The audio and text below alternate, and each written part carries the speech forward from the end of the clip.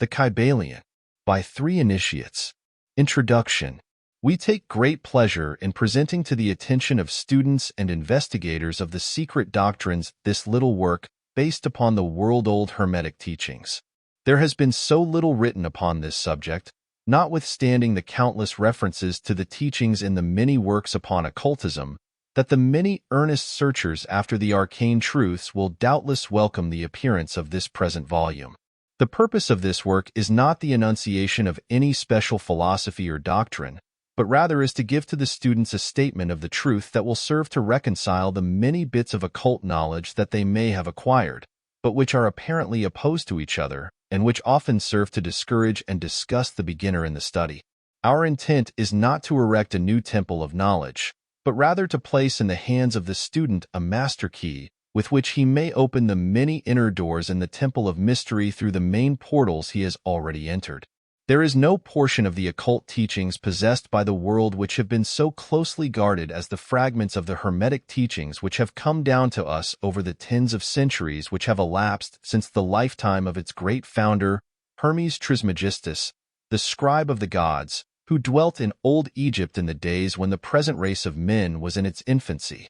Contemporary with Abraham, and, if the legends be true, an instructor of that venerable sage, Hermes was, and is, the great central sun of occultism, whose rays have served to illumine the countless teachings which have been promulgated since his time. All the fundamental and basic teachings embedded in the esoteric teachings of every race may be traced back to Hermes. Even the most ancient teachings of India undoubtedly have their roots in the original Hermetic teachings. From the land of the Ganges, many advanced occultists wandered to the land of Egypt and sat at the feet of the master. From him they obtained the master key which explained and reconciled their divergent views, and thus the secret doctrine was firmly established.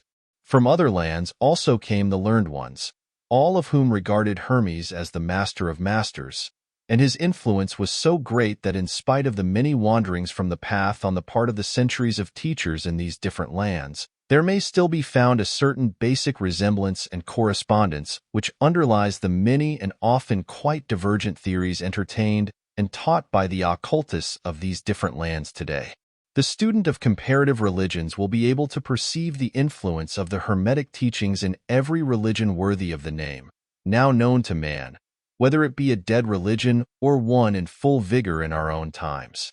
There is always certain correspondence in spite of the contradictory features, and the Hermetic teachings act as the great reconciler.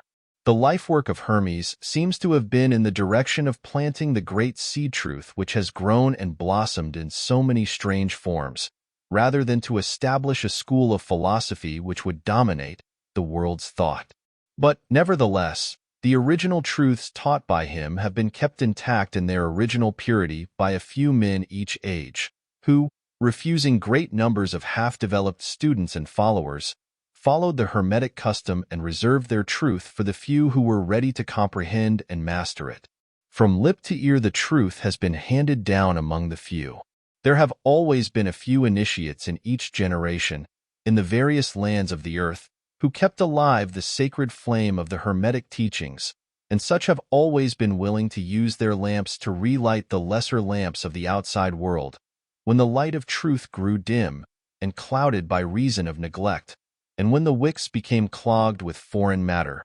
There were always a few to tend faithfully the altar of the truth, upon which was kept alight the perpetual lamp of wisdom. These men devoted their lives to the labor of love, which the poet has so well stated in his lines. Oh, let not the flame die out, cherished age after age in its dark cavern, in its holy temples cherished, fed by pure ministers of love. Let not the flame die out. These men have never sought popular approval, nor numbers of followers. They are indifferent to these things, for they know how few there are in each generation who are ready for the truth, or who would recognize it if it were presented to them. They reserve the strong meat for men, while others furnish the milk for babes. They reserve their pearls of wisdom for the few elect, who recognize their value and who wear them in their crowns, instead of casting them before the materialistic vulgar swine, who would trample them in the mud and mix them with their disgusting mental food. But still these men have never forgotten or overlooked the original teachings of Hermes regarding the passing on of the words of truth to those ready to receive it, which teaching is stated in the Kybalion as follows. Where fall the footsteps of the master, the ears of those ready for his teaching open wide. And again, when the ears of the student are ready to hear, then cometh the lips to fill them with wisdom. But their customary attitude has always been strictly in accordance with the other Hermetic aphorism, also in the Kybalion. The lips of wisdom are closed, except to the ears of understanding. There are those who have criticized this attitude of the Hermetists, and who have claimed that they did not manifest the proper spirit in their policy of seclusion and reticence. But a moment's glance back over the pages of history will show the wisdom of the masters, who knew the folly of attempting to teach to the world that which it was neither ready or willing to receive. The Hermetists have never sought to be martyrs, and have, instead, sat silently aside with a pitying smile on their closed lips, while the heathen raged noisily about them, in their customary amusement of putting to death and torture the honest but misguided enthusiasts who imagined that they could force upon a race of barbarians the truth capable of being understood only by the elect who had advanced along the path. And the spirit of persecution has not as yet died out in the land. There are certain Hermetic teachings, which, if publicly promulgated, would bring down upon the teachers a great cry of scorn and revilement from the multitude, who would again raise the cry of, "Crucify! Crucify!" In this little work, we have endeavored to give you an idea of the fundamental teachings of the Kybalion, striving to give you the working principles, leaving you to apply them yourselves, rather than attempting to work out the teaching in detail. If you are a true student, you will be able to work out and apply these principles. If not, then you must develop yourself into one, for otherwise the Hermetic teachings will be as words, words, words to you. Chapter 1. The Hermetic Philosophy. The lips of wisdom are closed, except to the ears of understanding, the Kybalion.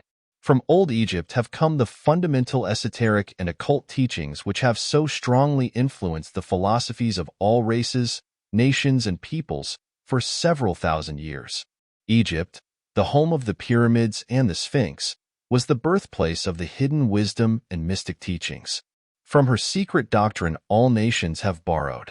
India, Persia, Chaldea, Media, China, Japan, Assyria, ancient Greece and Rome, and other ancient countries partook liberally at the feast of knowledge which the hierophants and masters of the land of Isis so freely provided for those who came prepared to partake of the great store of mystic and occult lore which the masterminds of that ancient land had gathered together. In ancient Egypt dwelt the great adepts and masters who have never been surpassed, and who seldom have been equaled, during the centuries that have taken their processional flight since the days of the great Hermes.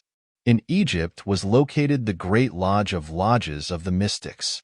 At the doors of her temples entered the neophytes who afterward, as hierophants, adepts, and masters, traveled to the four corners of the earth, carrying with them the precious knowledge which they were ready, anxious, and willing to pass on to those who were ready to receive the same. All students of the occult recognize the debt that they owe to these venerable masters of that ancient land. But among these great masters of ancient Egypt there once dwelt one of whom masters hailed as the Master of Masters. This man, if man indeed he was, dwelt in Egypt in the earliest days. He was known as Hermes Trismegistus. He was the father of the occult wisdom, the founder of astrology, the discoverer of alchemy.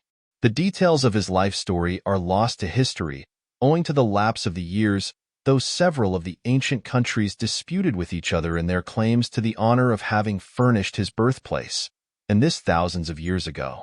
The date of his sojourn in Egypt, in that his last incarnation on this planet, is not now known, but it has been fixed at the early days of the oldest dynasties of Egypt, long before the days of Moses.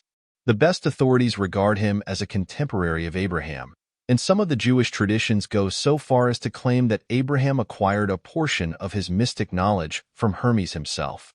As the years rolled by after his passing from this plane of life, tradition recording that he lived 300 years in the flesh, the Egyptians deified Hermes and made him one of their gods, under the name of Thoth. Years after, the people of ancient Greece also made him one of their many gods, calling him Hermes, the god of wisdom.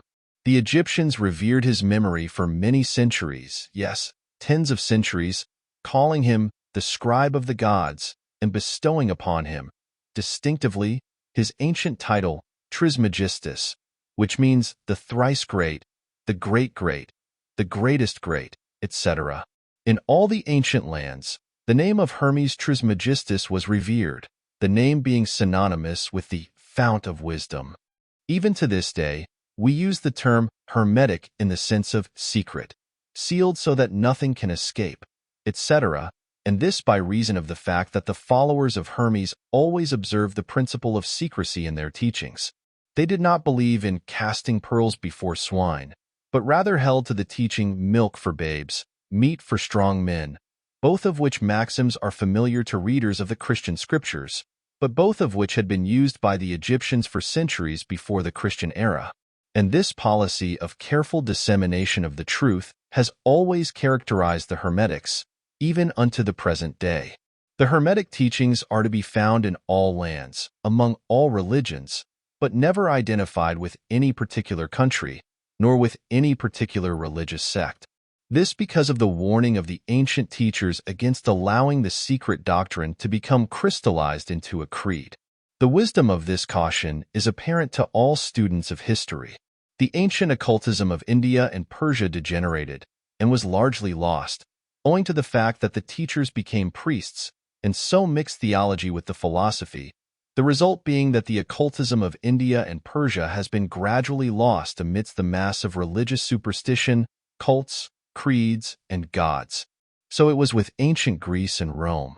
So it was with the Hermetic teachings of the Gnostics and early Christians, which were lost at the time of Constantine, whose iron hand smothered philosophy with the blanket of theology, losing to the Christian Church that which was its very essence and spirit, and causing it to grope throughout several centuries before it found the way back to its ancient faith. The indications apparent to all careful observers in this 20th century being that the Church is now struggling to get back to its ancient mystic teachings. But there were always a few faithful souls who kept alive the flame, tending it carefully, and not allowing its light to become extinguished. And thanks to these staunch hearts and fearless minds, we have the truth still with us. But it is not found in books, to any great extent. It has been passed along from master to student, from initiate to hierophant, from lip to ear. When it was written down at all, its meaning was veiled in terms of alchemy and astrology, so that only those possessing the key could read it aright. This was made necessary in order to avoid the persecutions of the theologians of the Middle Ages, who fought the secret doctrine with fire and sword, stake, gibbet, and cross. Even to this day there will be found but few reliable books on the Hermetic philosophy, although there are countless references to it in many books written on various phases of occultism. And yet, the Hermetic philosophy is the only master key which will open all the doors of the occult teachings. In the early days, there was a compilation of certain basic Hermetic doctrines, passed on from teacher to student, which was known as the Kybalion, the exact significance and meaning of the term having been lost for several centuries. This teaching, however, is known to many to whom it has descended, from mouth to ear, on and on throughout the centuries. Its precepts have never been written down or printed, so far as we know. It was merely a collection of maxims, axioms, and precepts, which were non-understandable to outsiders, but which were readily understood by students after the axioms, maxims, and precepts had been explained and exemplified by the Hermetic initiates to their neophytes.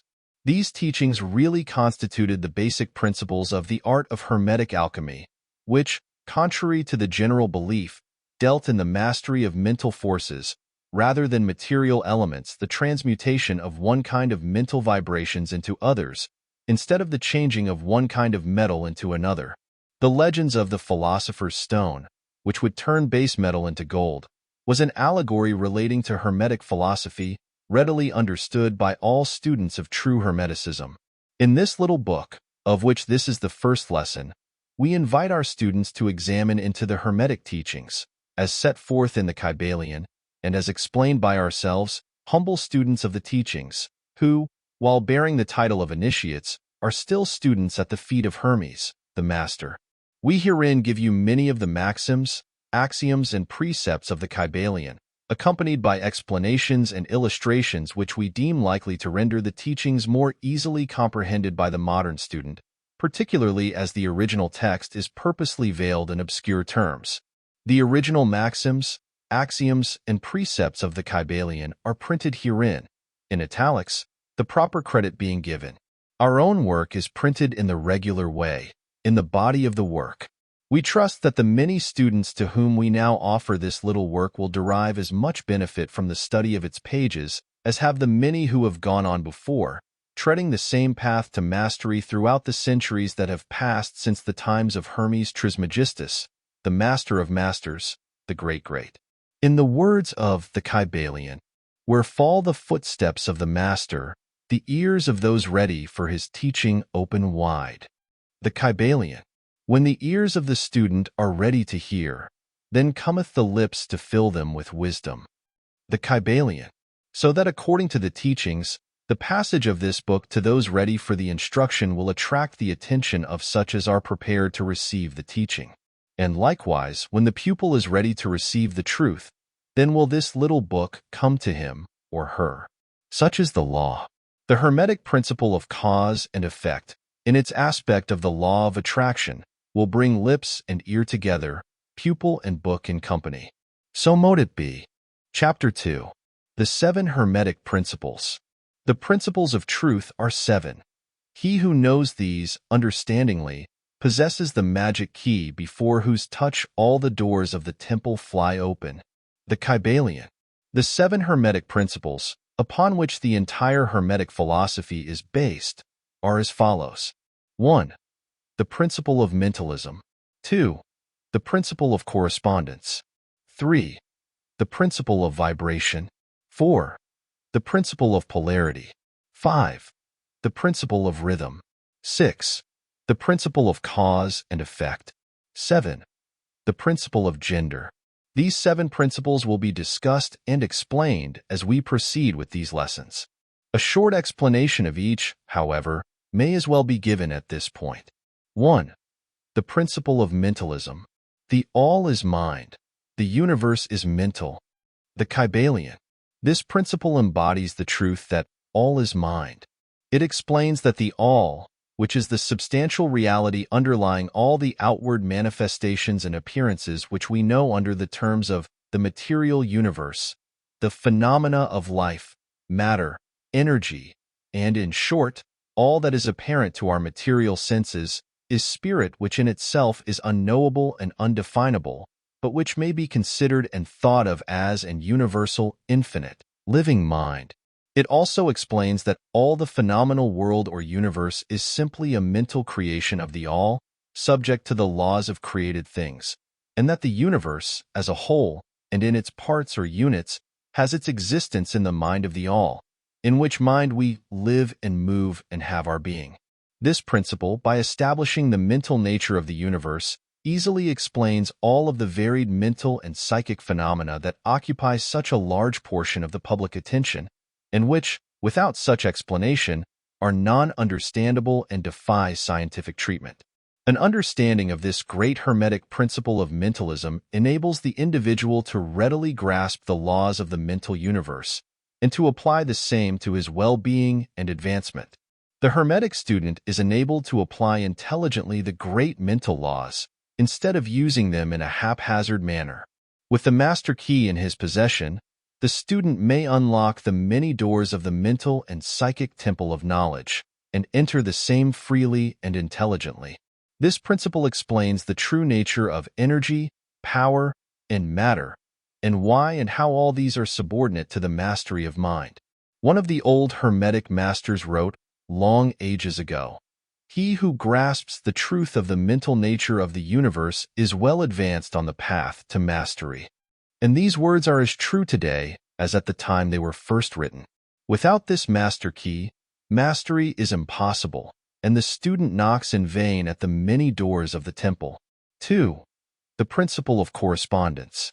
As above, so below. As below, so above. The Kybalion. This principle embodies the truth that there is always a correspondence between the laws and phenomena of the various planes of being and life.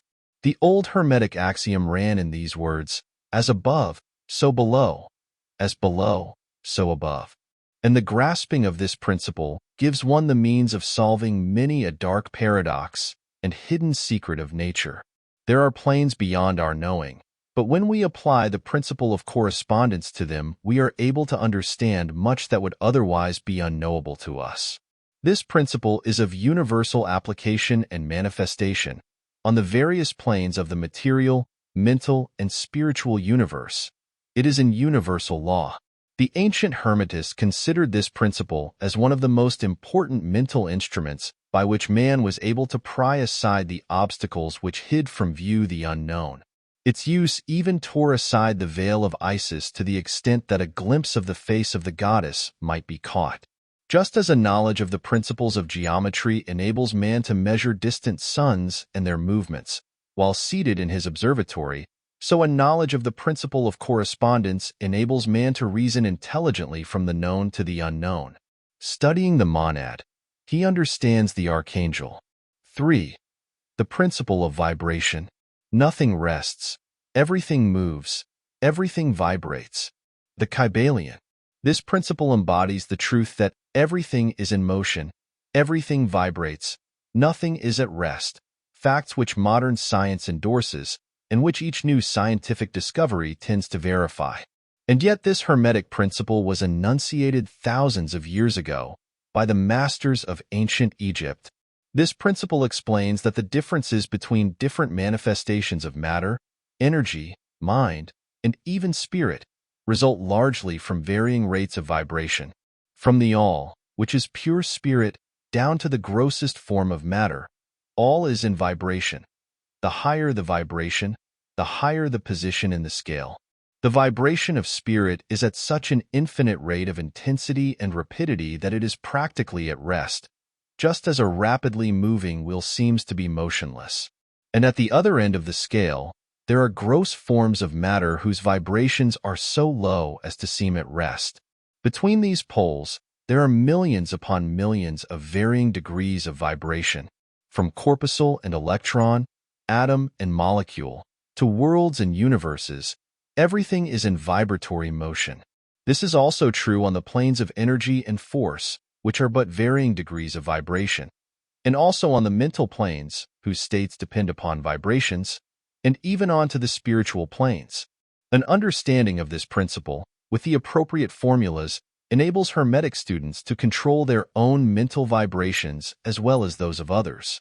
The masters also apply this principle to the conquering of natural phenomena in various ways.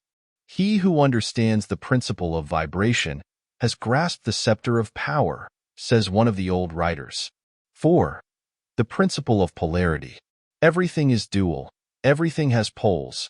Everything has its pair of opposites. Like and unlike are the same. Opposites are identical in nature, but different in degree. Extremes meet. All truths are but half-truths. All paradoxes may be reconciled. The Kybalion.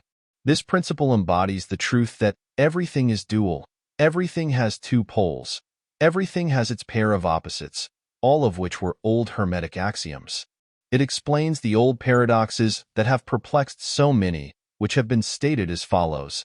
Thesis and antithesis are identical in nature, but different in degree. Opposites are the same, differing only in degree. The pairs of opposites may be reconciled. Extremes meet. Everything is and isn't at the same time. All truths are but half-truths. Every truth is half-false. There are two sides to everything, etc., etc., etc.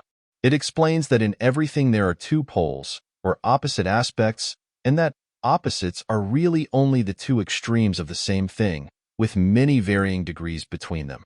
To illustrate, heat and cold, although opposites, are really the same thing, the differences consisting merely of degrees of the same thing. Look at your thermometer and see if you can discover where heat, terminates and cold begins. There is no such thing as absolute heat or absolute cold.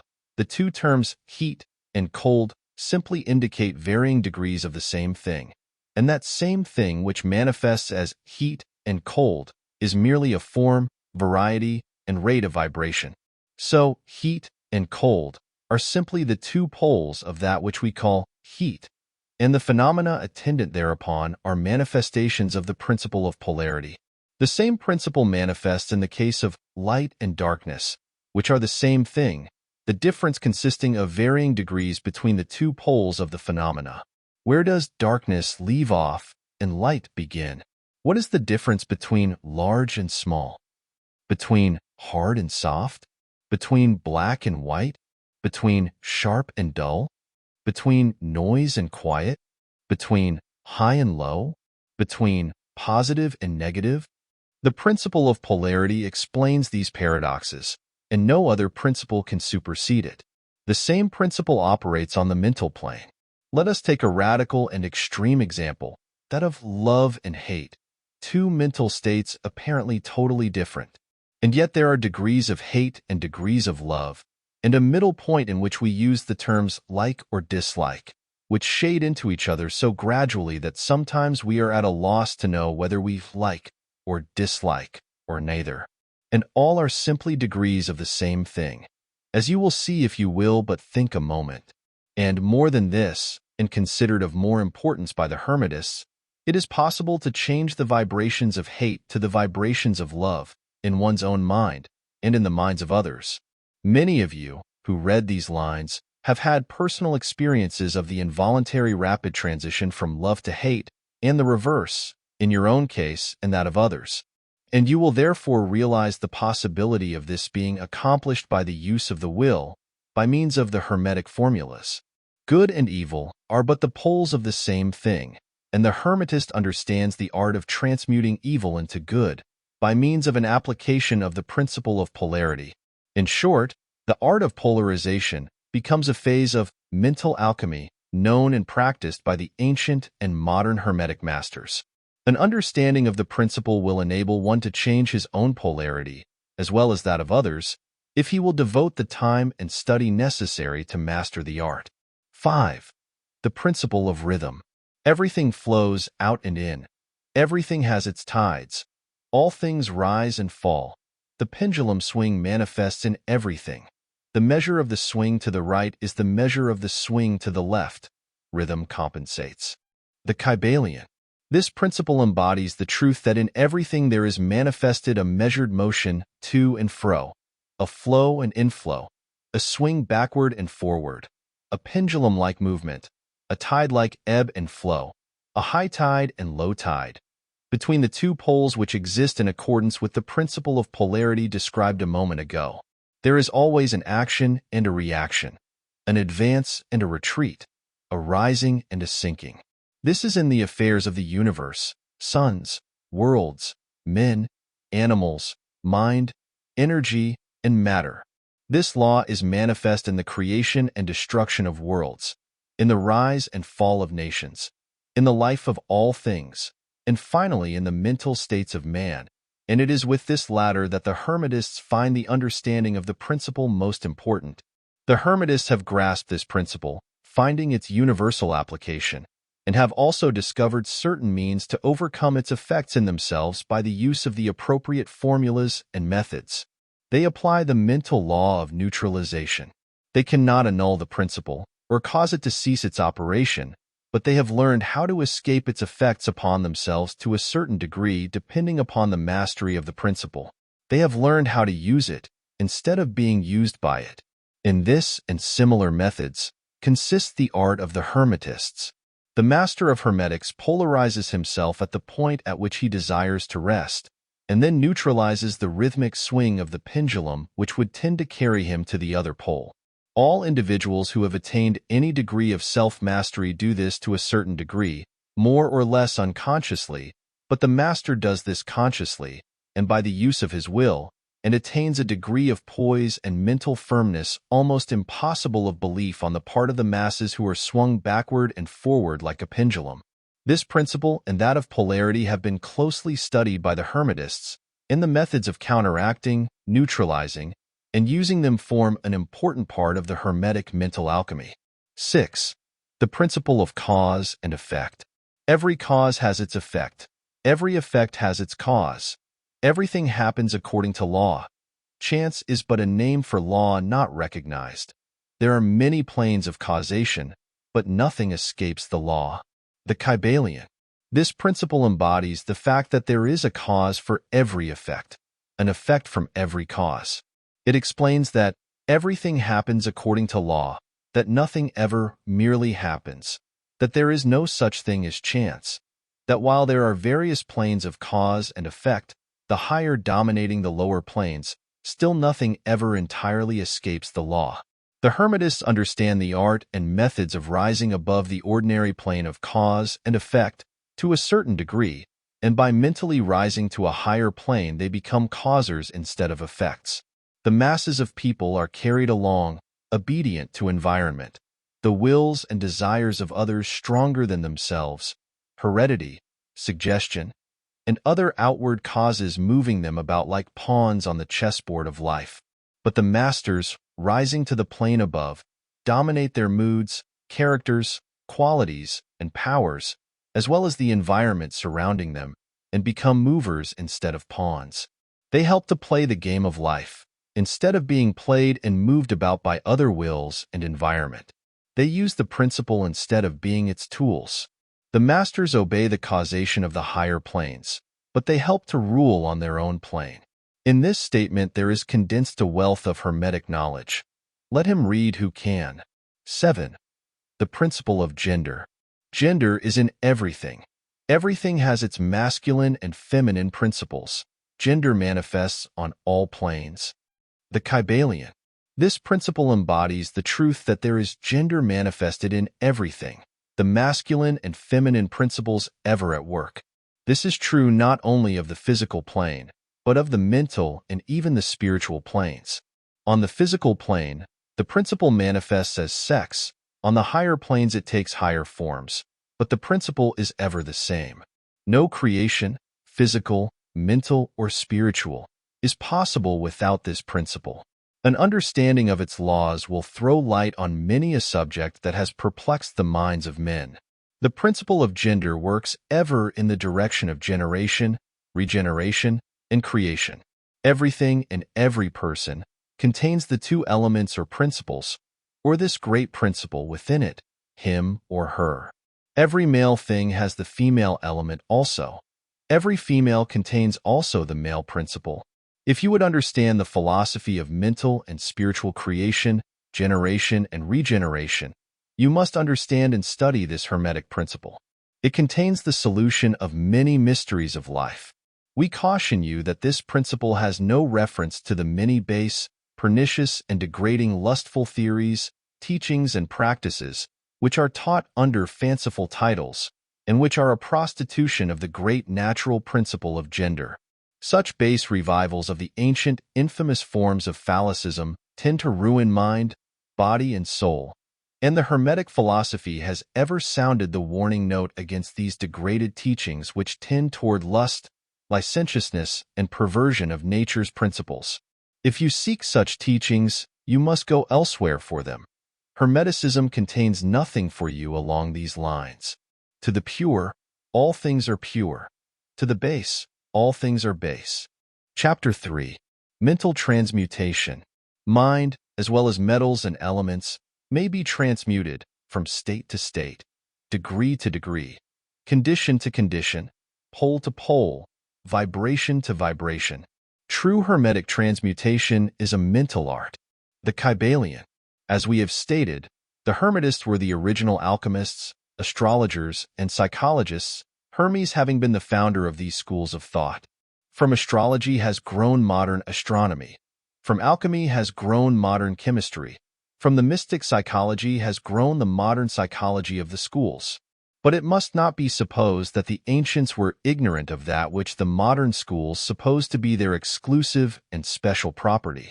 The records engraved on the stones of ancient Egypt show conclusively that the ancients had a full comprehensive knowledge of astronomy, the very building of the pyramids showing the connection between their design and the study of astronomical science. Nor were they ignorant of chemistry, for the fragments of the ancient writings show that they were acquainted with the chemical properties of things.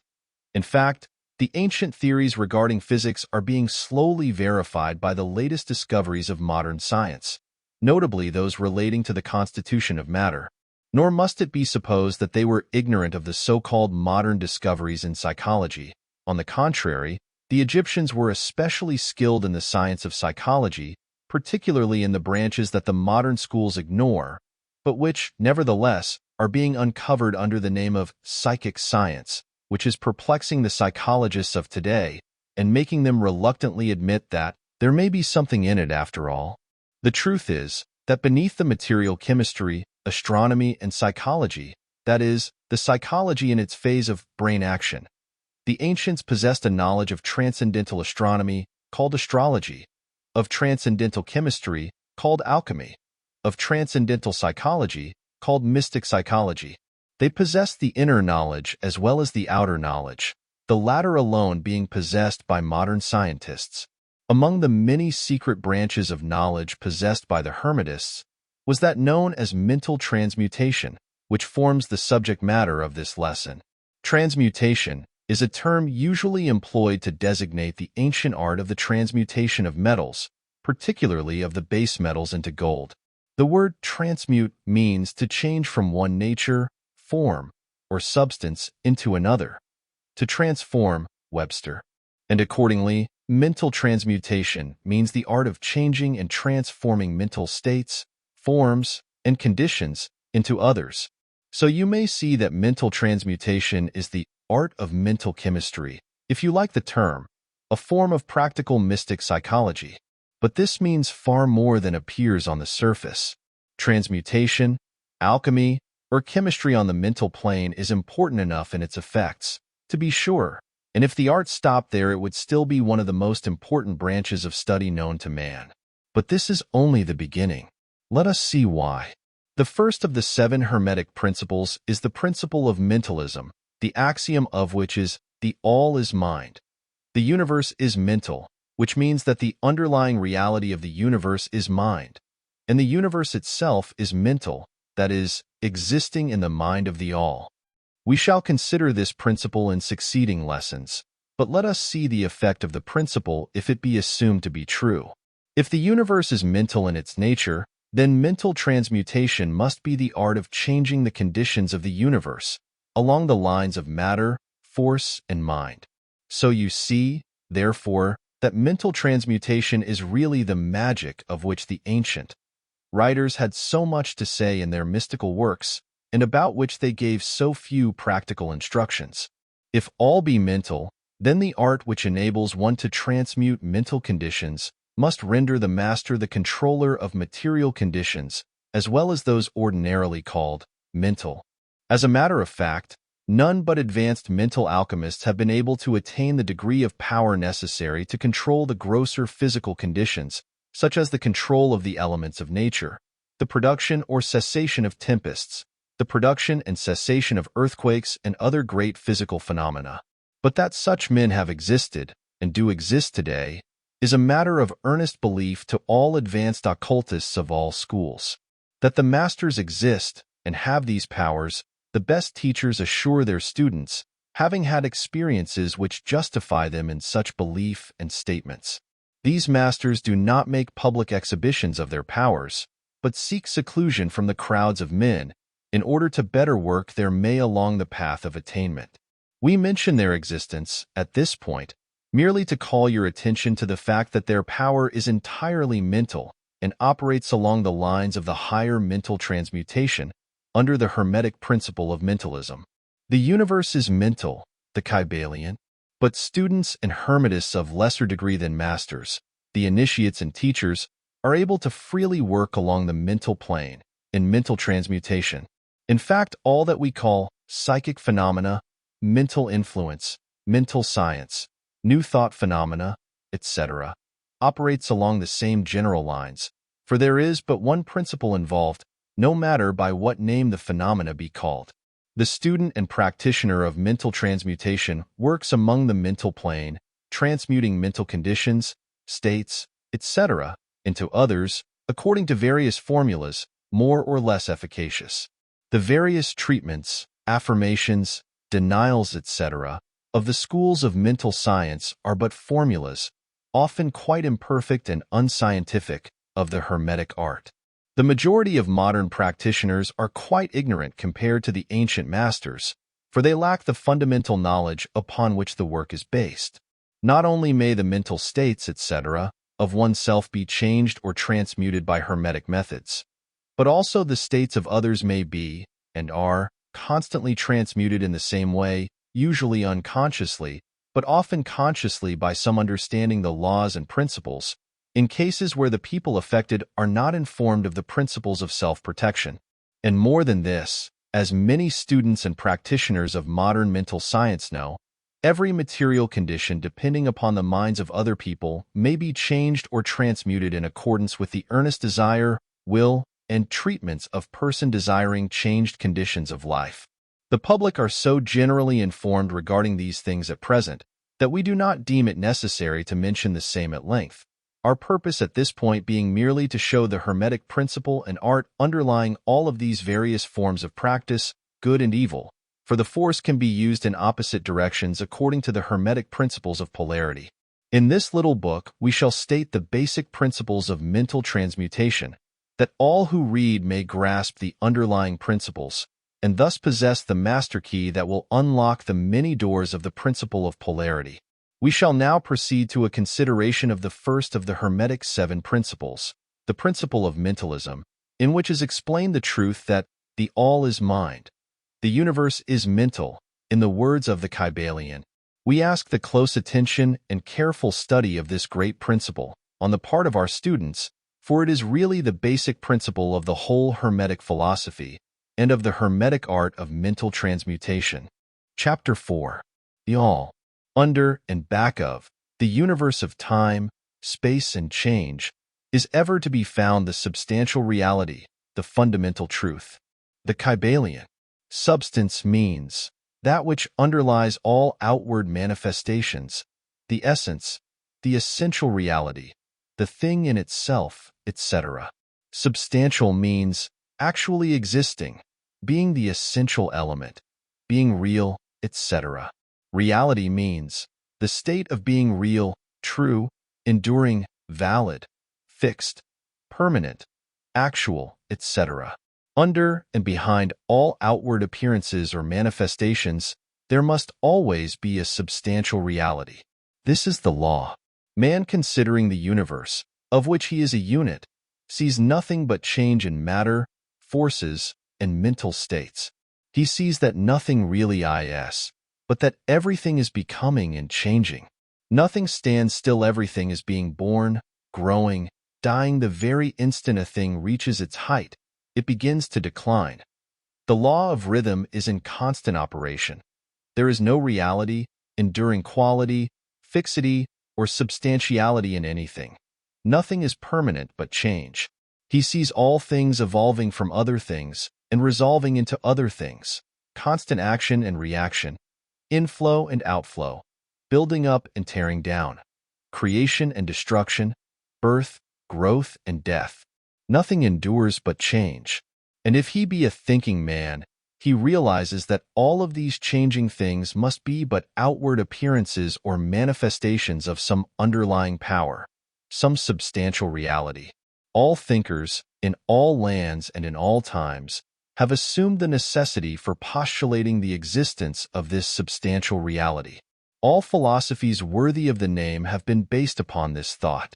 Men have given to this substantial reality many names. Some have called it by the term of deity, under many titles. Others have called it the infinite and eternal energy. Others have tried to call it matter. But all have acknowledged its existence. It is self-evident, it needs no argument. In these lessons we have followed the example of some of the world's greatest thinkers, both ancient and modern, the Hermetic masters, and have called this underlying power, this substantial reality, by the Hermetic name of the All, which term we consider the most comprehensive of the many terms applied by man to that which transcends names and terms. We accept and teach the view of the great Hermetic thinkers of all times, as well as of those illumined souls who have reached higher planes of being, both of whom assert that the inner nature of the All is unknowable. This must be so, for naught by the All itself can comprehend its own nature and being. The Hermetists believe and teach that the All, in itself, is and must ever be unknowable. They regard all the theories, guesses, and speculations of the theologians and metaphysicians regarding the inner nature of the All as but the childish efforts of mortal minds to grasp the secret of the infinite. Such efforts have always failed and will always fail from the very nature of the task. One pursuing such inquiries travels around and around in the labyrinth of thought until he is lost to all sane reasoning, action, or conduct, and is utterly unfitted for the work of life. He is like the squirrel which frantically runs around and around the circling treadmill wheel of his cage, traveling ever and yet reaching nowhere, at the end a prisoner still and standing just where he started. And still more presumptuous are those who attempt to ascribe to the All the personality, qualities, properties, characteristics, and attributes of themselves, ascribing to the All the human emotions, feelings, and characteristics, even down to the pettiest qualities of mankind, such as jealousy, susceptibility to flattery and praise, desire for offerings and worship, and all the other survivals from the days of the childhood of the race. Such ideas are not worthy of grown men and women and are rapidly being discarded. At this point, it may be proper for me to state that we make a distinction between religion and theology, between philosophy and metaphysics. Religion, to us, means that intuitional realization of the existence of the All and one's relationship to it, while theology means the attempts of men to ascribe personality, qualities, and characteristics to it. Their theories regarding its affairs, will, desires, plans, and designs, and their assumption of the office of middlemen between the All and the people. Philosophy, to us, means the inquiry after knowledge of things knowable and thinkable, while metaphysics means the attempt to carry the inquiry over and beyond the boundaries and into regions unknowable and unthinkable, and with the same tendency as that of theology. And consequently, both religion and philosophy mean to us things having roots in reality, while theology and metaphysics seem like broken reeds, rooted in the quicksands of ignorance, and affording naught but the most insecure support for the mind or soul of man. We do not insist upon our students accepting these definitions. We mention them merely to show our position. At any rate, you shall hear very little about theology and metaphysics in these lessons. But while the essential nature of the All is unknowable, there are certain truths connected with its existence which the human mind finds itself compelled to accept. And an examination of these reports form a proper subject of inquiry, particularly as they agree with the reports of the illumined on higher planes. And to this inquiry we now invite you. That which is the fundamental truth, the substantial reality, is beyond true naming, but the wise men call it the All. The Kybalion. In its essence, the All is unknowable. The Kybalion. But the report of reason must be hospitably received and treated with respect. The Kybalion. The human reason, whose reports we must accept so long as we think at all, informs us as follows regarding the All, and that without attempting to remove the veil of the unknowable. 1. The All must be all that really is. There can be nothing existing outside of the All, else the All would not be the All. 2. The All must be infinite, for there is nothing else to define, confine, bound, limit, or restrict the All. It must be infinite in time or eternal. It must have always continuously existed, for there is nothing else to have ever created it, and something can never evolve from nothing, and if it had ever not been, even for a moment, it would not be now. It must continuously exist forever, for there is nothing to destroy it, and it can never not be, even for a moment, because something can never become nothing. It must be infinite in space. It must be everywhere, for there is no place outside of the All. It cannot be otherwise than continuous in space, without break, cessation, separation, or interruption. For there is nothing to break, separate, or interrupt its continuity, and nothing with which to fill in the gaps.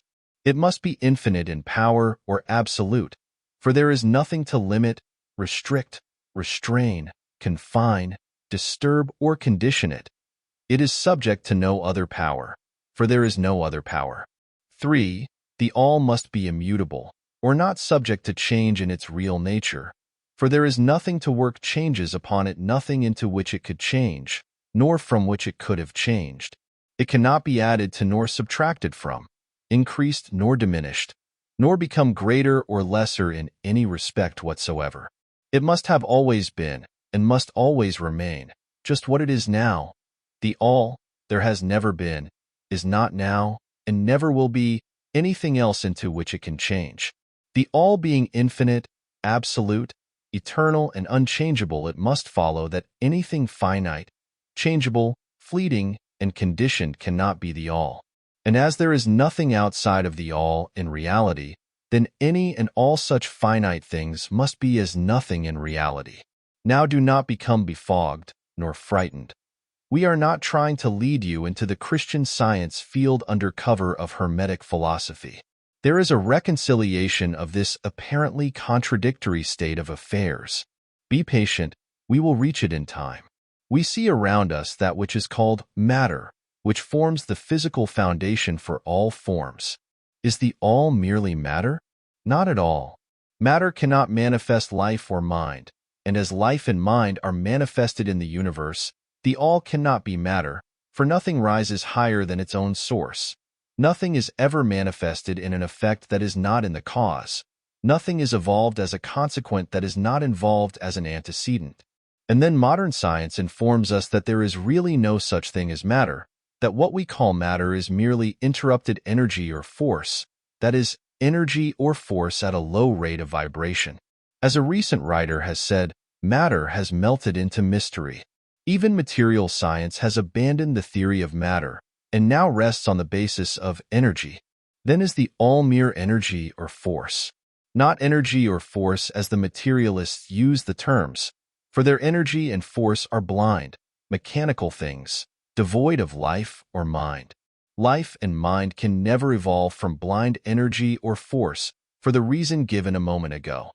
Nothing can rise higher than its source. Nothing is evolved unless it is involved. Nothing manifests in the effect unless it is in the cause.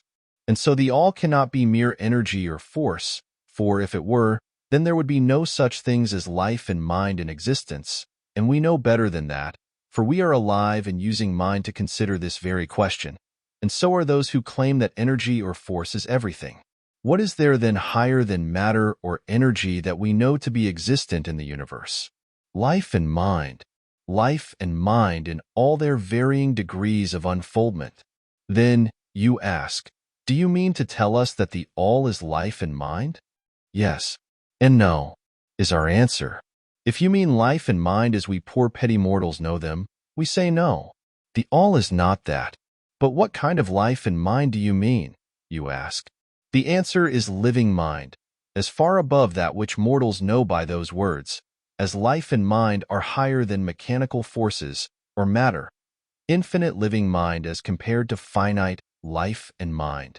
We mean that which the illumined souls mean when they reverently pronounce the word spirit. The all is infinite living mind. The illumined call it spirit. Chapter 5. The Mental Universe. The universe is mental, held in the mind of the all. The Kybalion. The all is spirit. But what is spirit? This question cannot be answered, for the reason that its definition is practically that of the all, which cannot be explained or defined. Spirit is simply a name that men give to the highest conception of infinite living mind. It means the real essence. It means living mind, as much superior to life and mind as we know them, as the latter are superior to mechanical energy and matter. Spirit transcends our understanding, and we use the term merely that we may think or speak of the all. For the purposes of thought and understanding, we are justified in thinking of spirit as infinite living mind, at the same time acknowledging that we cannot fully understand it. We must either do this or stop thinking of the matter at all. Let us now proceed to a consideration of the nature of the universe as a whole and in its parts. What is the universe? We have seen that there can be nothing outside of the all. Then is the universe the all? No, this cannot be, because the universe seems to be made up of many and is constantly changing, and in other ways it does not measure up to the ideas that we are compelled to accept regarding the all, as stated in our last lesson. Then if the universe be not the all, then it must be nothing. Such is the inevitable conclusion of the mind at first thought. But this will not satisfy the question, for we are sensible of the existence of the universe. Then if the universe is neither the all nor nothing, what can it be? Let us examine this question. If the universe exists at all, or seems to exist, it must proceed in some way from the all. It must be a creation of the all. But as something can never come from nothing, from what could the all have created it? Some philosophers have answered this question by saying that the all created the universe from itself, that is, from the being and substance of the all.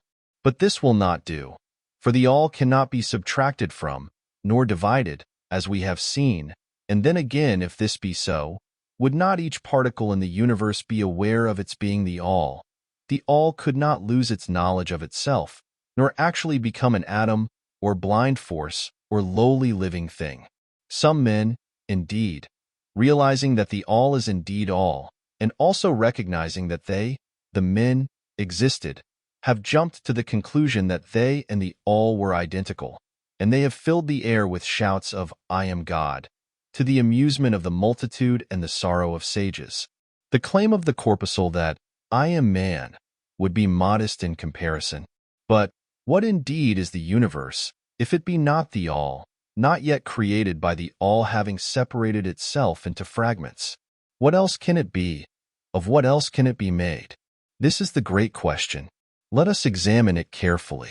We find here that the principle of correspondence, see Lesson 1, comes to our aid here. The old Hermetic axiom, as above so below, may be pressed into service at this point. Let us endeavor to get a glimpse of the workings on higher planes by examining those on our own. The principle of correspondence must apply to this as well as to other problems. Let us see. On his own plane of being, how does man create? Well, first, he may create by making something out of outside materials. But this will not do, for there are no materials outside of the all with which it may create. Well, then, secondly, man procreates or reproduces his kind by the process of begetting, which is self-multiplication accomplished by transferring a portion of his substance to his offspring. But this will not do, because the all cannot transfer or subtract a portion of itself, nor can it reproduce or multiply itself. In the first place, there would be a taking away, and in the second case, a multiplication or addition to the all, both thoughts being an absurdity. Is there no third way in which man creates? Yes, there is. He creates mentally, and in so doing he uses no outside materials, nor does he reproduce himself, and yet his spirit pervades the mental creation. Following the principle of correspondence, we are justified in considering that the all creates the universe mentally, in a manner akin to the process whereby man creates mental images. And here is where the report of reason tallies precisely with the report of the illumined, as shown by their teachings and writings. Such are the teachings of the wise men. Such was the teaching of Hermes. The all can create in no other way except mentally, without either using material, and there is none to use, or else reproducing itself, which is also impossible. There is no escape from this conclusion of the reason, which, as we have said, agrees with the highest teachings of the illumined. Just as you, student, may create a universe of your own in your mentality, so does the all create universes in its own mentality. But your universe is the mental creation of a finite mind, whereas that of the all is the creation of an infinite. The two are similar in kind, but infinitely different in degree. We shall examine more closely into the process of creation and manifestation as we proceed. But this is the point to fix in your minds at this stage. The universe and all it contains, is a mental creation of the All. Verily indeed, all is mind. The All creates in its infinite mind countless universes, which exist for eons of time. And yet, to the All, the creation, development, decline, and death of a million universes is as the time of the twinkling of an eye. The Kybalion. The infinite mind of the All is the womb of universes. The Kybalion. The principle of gender, see Lesson I, and other lessons to follow, is manifested on all planes of life, material, mental, and spiritual. But, as we have said before, gender does not mean sex. Sex is merely a material manifestation of gender. Gender means relating to generation or creation. And whenever anything is generated or created on any plane, the principle of gender must be manifested. And this is true even in the creation of universes. Now do not jump to the conclusion that we are teaching that there is a male and female God or creator. That idea is merely a distortion of the ancient teachings on the subject. The true teaching is that the All, in itself, is above gender, as it is above every other law, including those of time and space. It is the law from which the laws proceed, and it is not subject to them. But when the All manifests on the plane of generation or creation, then it acts according to law and principle, for it is moving on a lower plane of being. And consequently, it manifests the principle of gender in its masculine and feminine aspects on the mental plane, of course. This idea may seem startling to some of you who hear it for the first time, but you have all really passively accepted it in your everyday conceptions. You speak of the fatherhood of God and the motherhood of nature, of God, the divine Father, and nature, the universal mother, and have thus instinctively acknowledged the principle of gender in the universe.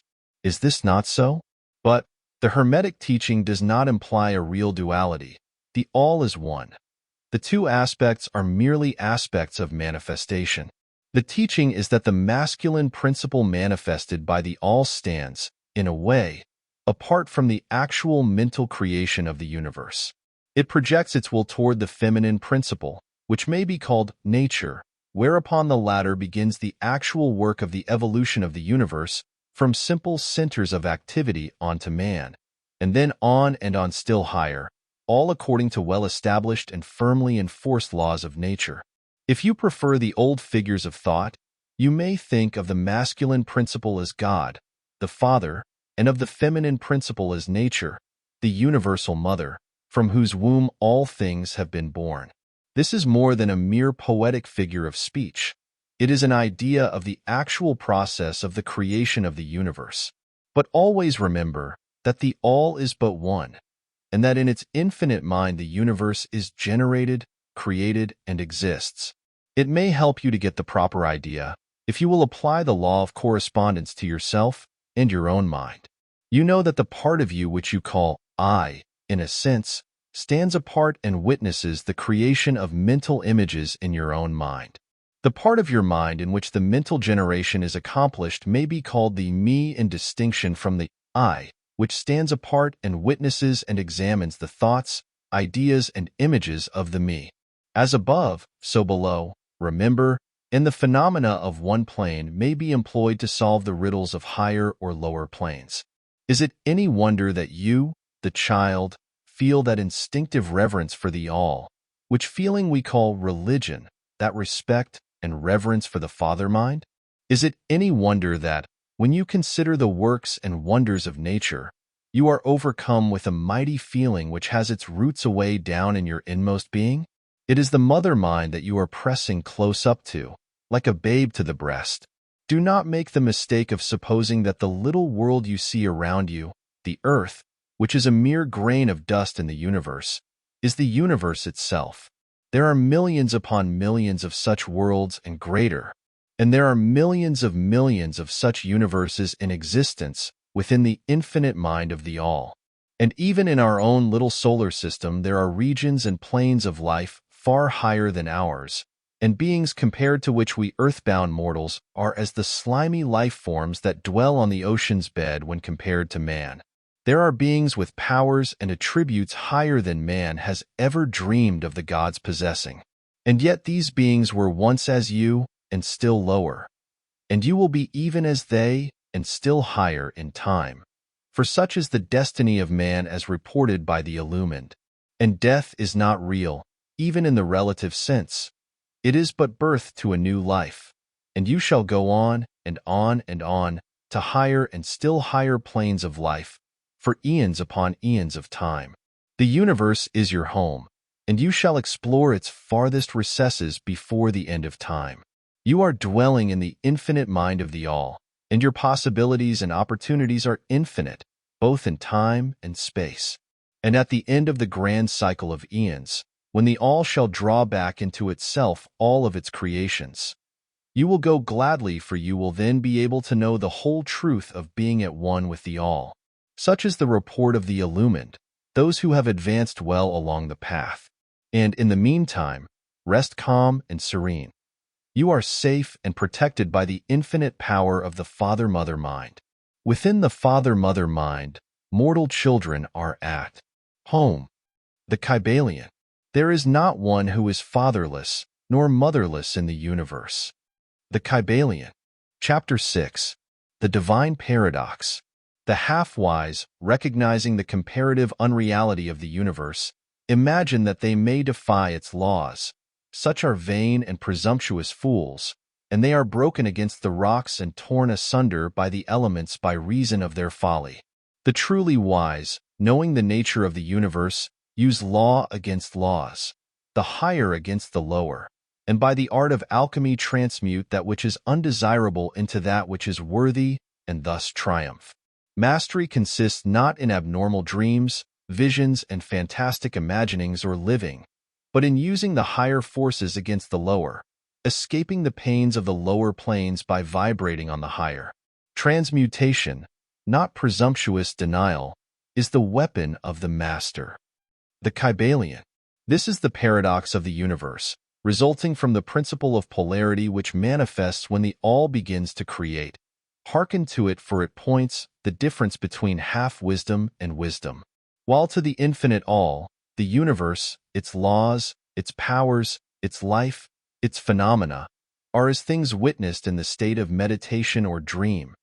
Yet to all that is finite, the universe must be treated as real, and life and action and thought must be based thereupon, accordingly, although with an ever understanding of the higher truth, each according to its own plane and laws. Were the All to imagine that the universe were indeed reality, then woe to the universe, for there would be then no escape from lower to higher, divine ward. Then would the universe become a fixity and progress would become impossible. And if man, owing to half-wisdom, acts and lives and thinks of the universe as merely a dream, akin to his own finite dreams, then indeed does it so become for him, and like a sleepwalker he stumbles ever around and around in a circle, making no progress, and being forced into an awakening at last by his falling bruised and bleeding over the natural laws which he ignored. Keep your mind ever on the star, but let your eyes watch over your footsteps, lest you fall into the mire by reason of your upward gaze. Remember the divine paradox, that while the universe is not, still it is. Remember ever the two poles of truth, the absolute and the relative. Beware of half-truths. What Hermetists know as the law of paradox is an aspect of the principle of polarity. The Hermetic writings are filled with references to the appearance of the paradox in the consideration of the problems of life and being. The teachers are constantly warning their students against the error of omitting the other side of any question, and their warnings are particularly directed to the problems of the absolute and the relative, which perplex all students of philosophy, and which cause so many to think and act contrary to what is generally known as common sense. And we caution all students to be sure to grasp the divine paradox of the absolute and relative, lest they become entangled in the mire of the half-truth. With this in view, this particular lesson has been written. Read it carefully. The first thought that comes to the thinking man after he realizes the truth that the universe is a mental creation of the All is that the universe and all that it contains is a mere illusion, an unreality, against which idea his instincts revolt. But this, like all other great truths, must be considered both from the absolute and the relative points of view. From the absolute viewpoint, of course, the universe is in the nature of an illusion, a dream, a phantasmagoria, as compared to the all in itself. We recognize this even in our ordinary view, for we speak of the world as a fleeting show that comes and goes, is born and dies. For the element of impermanence and change, finiteness and unsubstantiality, must ever be connected with the idea of a created universe when it is contrasted with the idea of the all, no matter what may be our beliefs concerning the nature of both. Philosopher, metaphysician, scientist, and theologian all agree upon this idea, and the thought is found in all forms of philosophical thought and religious conceptions, as well as in the theories of the respective schools of metaphysics and theology. So, the Hermetic teachings do not preach the unsubstantiality of the universe in any stronger terms than those more familiar to you, although their presentation of the subject may seem somewhat more startling. Anything that has a beginning and an ending must be, in a sense, unreal and untrue, and the universe comes under the rule in all schools of thought. From the absolute point of view, there is nothing real except the all, no matter what terms we may use in thinking of or discussing the subject. Whether the universe be created of matter, or whether it be a mental creation in the mind of the all, it is unsubstantial, non-enduring, a thing of time, space, and change. We want you to realize this fact thoroughly before you pass judgment on the Hermetic conception of the mental nature of the universe. Think over any and all of the other conceptions, and see whether this be not true of them. But the absolute point of view shows merely one side of the picture. The other side is the relative one. Absolute truth has been defined as things as the mind of God knows them, while relative truth is things as the highest reason of man understands them. And so while to the all the universe must be unreal and illusionary, a mere dream or result of meditation, nevertheless, to the finite minds forming a part of that universe, and viewing it through mortal faculties, the universe is very real indeed, and must be so considered. In recognizing the absolute view, we must not make the mistake of ignoring or denying the facts and phenomena of the universe as they present themselves to our mortal faculties. We are not the all, remember. To take familiar illustrations, we all recognize the fact that matter exists to our senses. We will fare badly if we do not. And yet, even our finite minds understand the scientific dictum that there is no such thing as matter from a scientific point of view. That which we call matter is held to be merely an aggregation of atoms, which atoms themselves are merely a grouping of units of force, called electrons or ions, vibrating and in constant circular motion. We kick a stone and we feel the impact. It seems to be real, notwithstanding that we know it to be merely what we have stated above. But remember that our foot, which feels the impact by means of our brains, is likewise matter, so constituted of electrons, and for that matter so are our brains. And at the best, if it were not by reason of our mind, we would not know the foot or stone at all. Then again, the ideal of the artist or sculptor, which he is endeavoring to reproduce in stone or on canvas, seems very real to him. So do the characters in the mind of the author, or dramatist, which he seeks to express so that others may recognize them. And if this be true in the case of our finite minds, what must be the degree of reality in the mental images created in the mind of the infinite? Oh, friends, to mortals this universe of mentality is very real indeed. It is the only one we can ever know, though we rise from plane to plane, higher and higher in it. To know it otherwise, but actual experience, we must be the all itself. It is true that the higher we rise in the scale, the nearer to the mind of the Father we reach, the more apparent becomes the illusory nature of finite things. But not until the all finally withdraws us into itself does the vision actually vanish. So, we need not dwell upon the feature of illusion. Rather let us, recognizing the real nature of the universe, seek to understand its mental laws and endeavor to use them to the best effect in our upward progress through life, as we travel from plane to plane of being. The laws of the universe are none the less iron laws because of the mental nature. All, except the all, are bound by them. What is I in the infinite mind of the all is real in a degree second only to that reality itself which is vested in the nature of the all. So, do not feel insecure or afraid. We are all held firmly in the infinite mind of the all, and there is naught to hurt us or for us to fear. There is no power outside of the all to affect us, so we may rest calm and secure. There is a world of comfort and security in this realization when once attained. Then, calm and peaceful do we sleep, rocked in the cradle of the deep, resting safely on the bosom of the ocean of infinite mind, which is the all. In the all, indeed, do we live and move and have our being.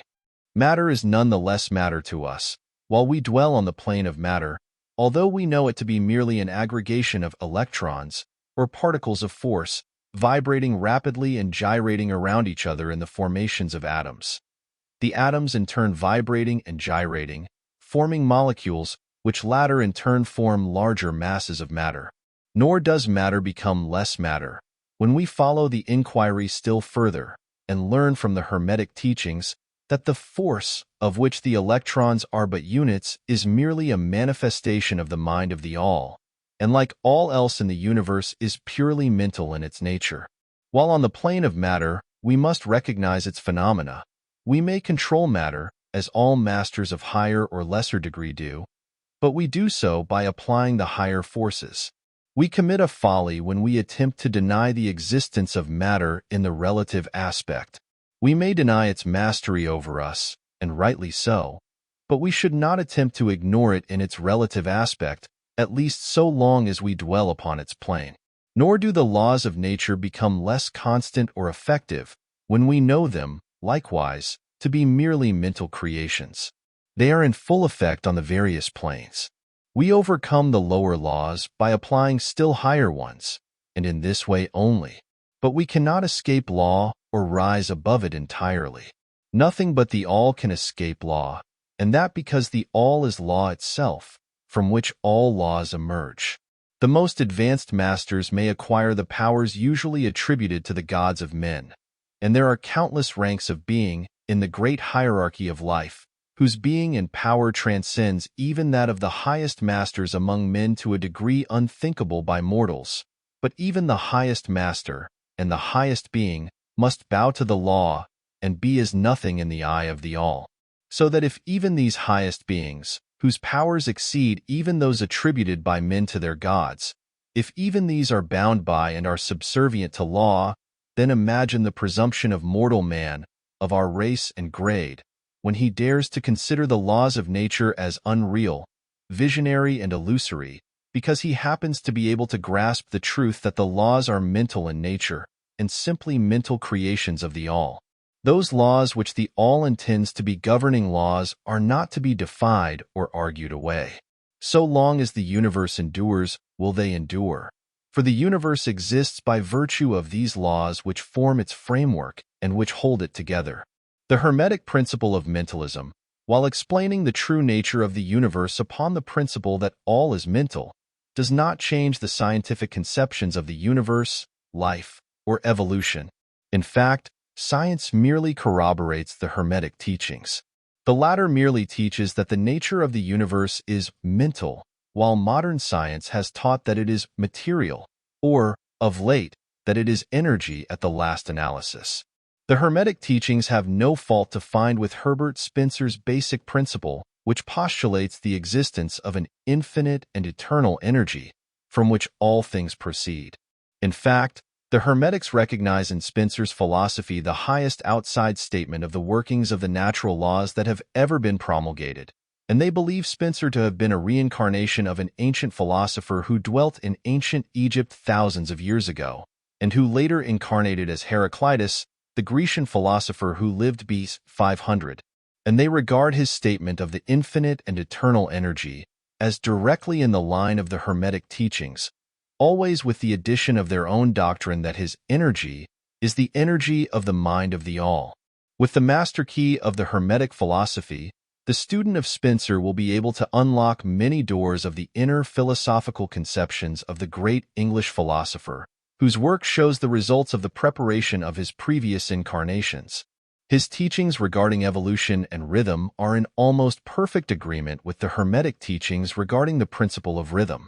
So, the student of Hermetics need not lay aside any of his cherished scientific views regarding the universe.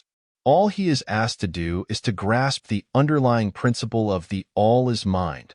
The universe is mental, held in the mind of the all. He will find that the other 6 of the 7 principles will fit into his scientific knowledge and will serve to bring out obscure points and to throw light in dark corners. This is not to be wondered at when we realize the influence of the Hermetic thought of the early philosophers of Greece, upon whose foundations of thought the theories of modern science largely rest. The acceptance of the first Hermetic principle, mentalism, is the only great point of difference between modern science and Hermetic students, and science is gradually moving toward the Hermetic position in its groping in the dark for a way out of the labyrinth into which it has wandered in its search for reality. The purpose of this lesson is to impress upon the minds of our students the fact that, to all intents and purposes, the universe and its laws and its phenomena are just as real, so far as man is concerned, as they would be under the hypotheses of materialism or energism. Under any hypothesis, the universe in its outer aspect is changing, ever-flowing, and transitory, and therefore devoid of substantiality and reality. But note the other pole of the truth. Under the same hypotheses, we are compelled to act and live as if the fleeting things were real and substantial. With this difference always between the various hypotheses, that under the old views mental power was ignored as a natural force, while under mentalism it becomes the greatest natural force. And this one difference revolutionizes life to those who understand the principle and its resulting laws and practice. So, finally, students all, grasp the advantage of mentalism and learn to know, use and apply the laws resulting therefrom. But do not yield to the temptation which, as the Kybalion states, overcomes the half-wise and which causes them to be hypnotized by the apparent unreality of things, the consequence being that they wander about like dream people dwelling in a world of dreams, ignoring the practical work and life of man, the end being that they are broken against the rocks and torn asunder by the elements, by reason of their folly. Rather follow the example of the wise, which the same authority states, use law against laws, the higher against the lower, and by the art of alchemy transmute that which is undesirable into that which is worthy, and thus triumph. Following the authority, let us avoid the half-wisdom, which is folly, which ignores the truth that mastery consists not in abnormal dreams, visions, and fantastic imaginings or living, but in using the higher forces against the lower, escaping the pains of the lower planes by vibrating on the higher. Remember always, student, that transmutation, not presumptuous denial, is the weapon of the master. The above quotations are from the Kybalion and are worthy of being committed to memory by the student. We do not live in a world of dreams, but in a universe which, while relative, is real so far as our lives and actions are concerned. Our business in the universe is not to deny its existence, but to live, using the laws to rise from lower to higher, living on, doing the best that we can under the circumstances arising each day, and living, so far as is possible, to our biggest ideas and ideals. The true meaning of life is not known to men on this plane, if indeed, to any, but the highest authorities and our own intuitions teach us that we will make no mistake in living up to the best that is in us, so far as is possible, and realizing the universal tendency in the same direction in spite of apparent evidence to the contrary. We are all on the path, and the road leads upward ever, with frequent resting places. Read the message of the Kybalion, and follow the example of the wise, avoiding the mistake of the half-wise, who perish by reason of their folly. Chapter 7. The All in All. While all is in the all, it is equally true that the all is in all. To him who truly understands this truth hath come great knowledge. The Kybalion. How often have the majority of people heard repeated the statement that their deity, called by many names, was all in all, and how little have they suspected the inner occult truth concealed by these carelessly uttered words. The commonly used expression is a survival of the ancient Hermetic maxim quoted above. As the Kybalion says, "To him who truly understands this truth hath come great knowledge." And, this being so, let us seek this truth, the understanding of which means so much. In this statement of truth, this Hermetic maxim, is concealed one of the greatest philosophical, scientific, and religious truths. We have given you the Hermetic teaching regarding the mental nature of the universe, the truth that the universe is mental, held in the mind of the All. As the Kybalion says, in the passage quoted above, all is in the All. But note also the correlated statement that it is equally true that the All is in all. This apparently contradictory statement is reconcilable under the law of paradox. It is, moreover, an exact Hermetic statement of the relations existing between the All and its mental universe. We have seen how all is in the All. Now let us examine the other aspect of the subject. The Hermetic teachings are to the effect that the All is immanent in, remaining within, inherent, abiding within, its universe, and in every part, particle, unit, or combination within the universe. This statement is usually illustrated by the teachers by a reference to the principle of correspondence. The teacher instructs the student to form a mental image of something, a person, an idea, something having a mental form, the favorite example being that of the author or dramatist forming an idea of his characters, or a painter or sculptor forming an image of an ideal that he wishes to express by his art. In each case, the student will find that while the image has its existence and being solely within his own mind, yet he, the student, author, dramatist, painter, or sculptor, is, in a sense, immanent in, remaining within, or abiding within, the mental image also. In other words, the entire virtue, life, spirit of reality in the mental image is derived from the immanent mind of the thinker. Consider this for a moment, until the idea is grasped. To take a modern example, let us say that Othello, Iago, Hamlet, Lear, Richard III existed merely in the mind of Shakespeare at the time of their conception or creation. And yet, Shakespeare also existed within each of these characters, giving them their vitality, spirit, and action. Whose is the spirit of the characters that we know as Micawber, Oliver Twist, Uriah Heep? Is it Dickens? Or have each of these characters a personal spirit, independent of their creator? Have the Venus of Medici, the Sistine Madonna, the Apollo Belvedere, spirits and reality of their own? Or do they represent the spiritual and mental power of their creators? The law of paradox explains that both propositions are true, viewed from the proper viewpoints. Micawber is both Micawber and yet Dickens. And again, while Micawber may be said to be Dickens, yet Dickens is not identical with Micawber. Man, like Micawber, may exclaim, "The spirit of my creator is inherent within me, and yet I am not he." How different this from the shocking half-truth so vociferously announced by certain of the half-wise, who fill the air with their raucous cries of, "I am God." Imagine poor Micawber, or the sneaky Uriah Heep crying, "I am Dickens," or some of the lowly clods in one of Shakespeare's plays eloquently announcing that, "I am Shakespeare." The all is in the earthworm, and yet the earthworm is far from being the all.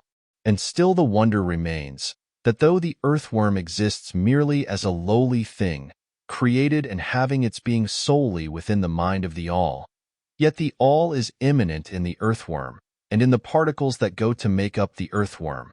Can there be any greater mystery than this of all in the all, and the all in all? The student will, of course, realize that the illustrations given above are necessarily imperfect and inadequate, for they represent the creation of mental images in finite minds, while the universe is a creation of infinite mind, and the difference between the two poles separates them. And yet it is merely a matter of degree. The same principle is in operation. The principle of correspondence manifests in each, as above, so below, as below, so above.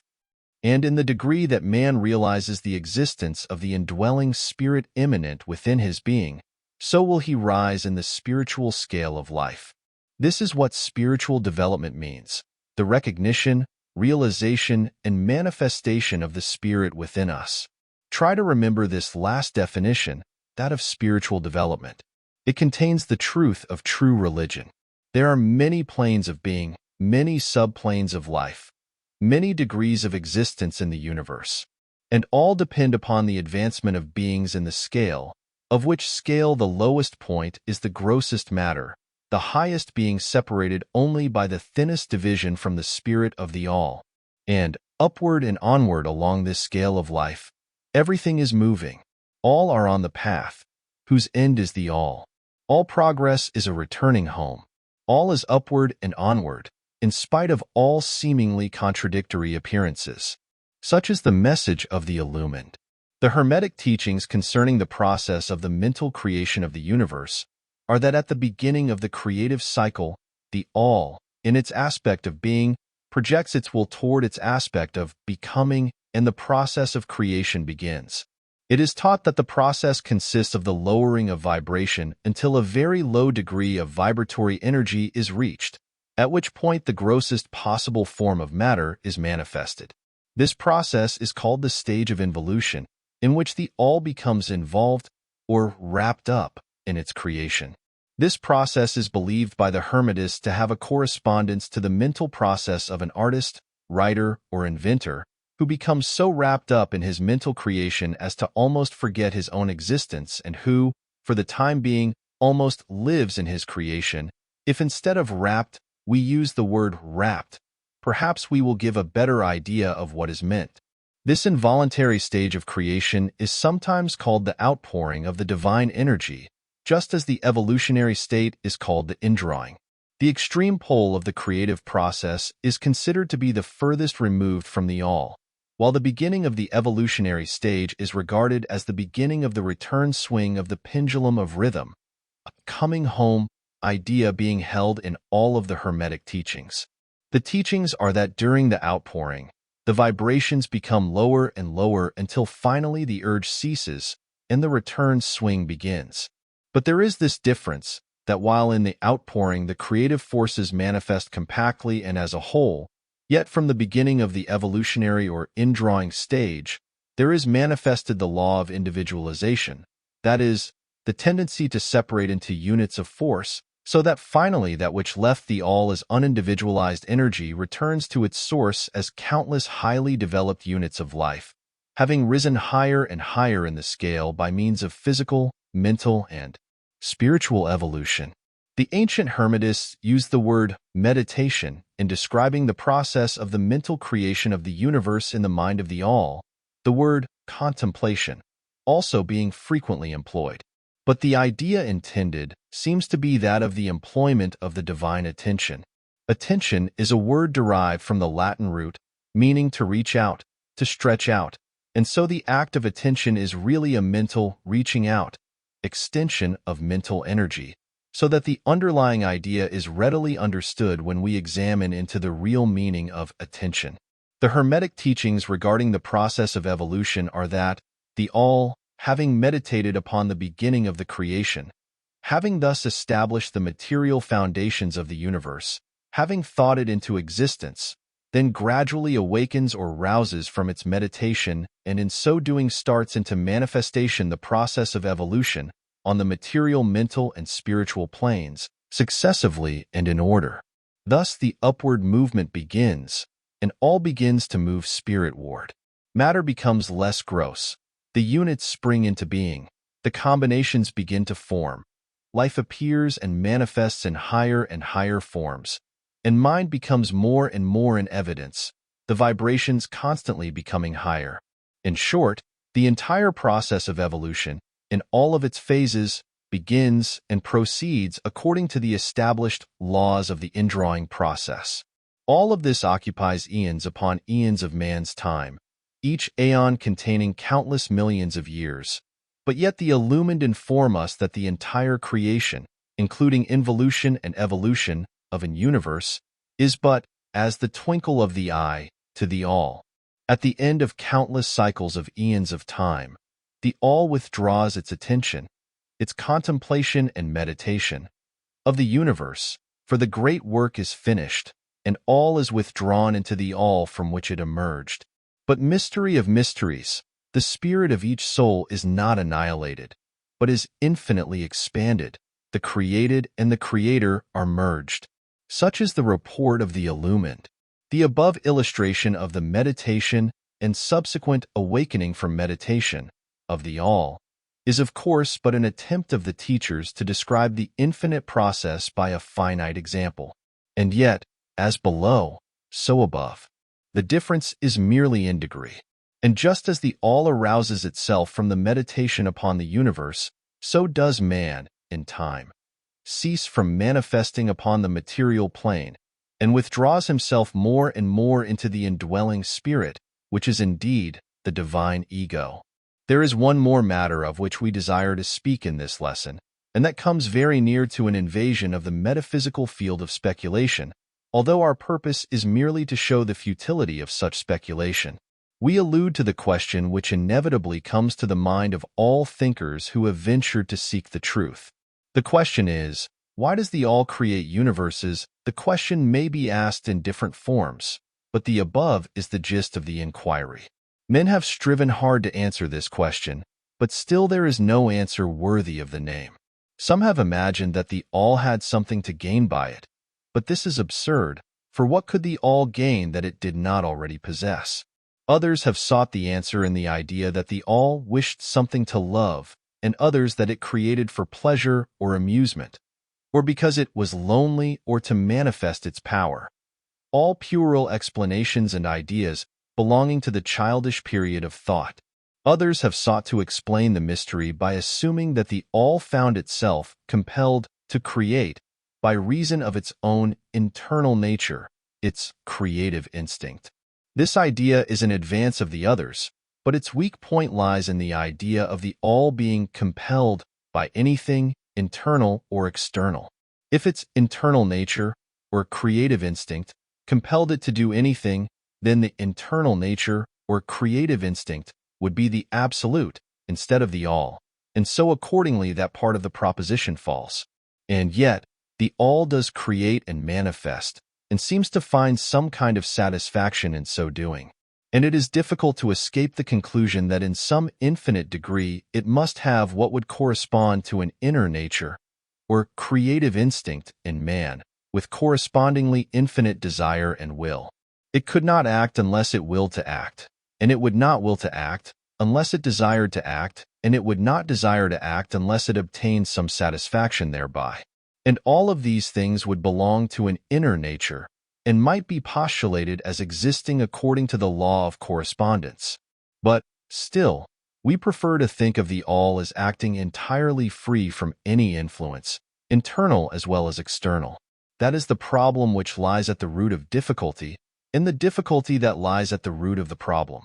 Strictly speaking, there cannot be said to be any reason whatsoever for the all to act, for a reason implies a cause, and the all is above cause and effect, except when it wills to become a cause, at which time the principle is set into motion. So, you see, the matter is unthinkable, just as the all is unknowable.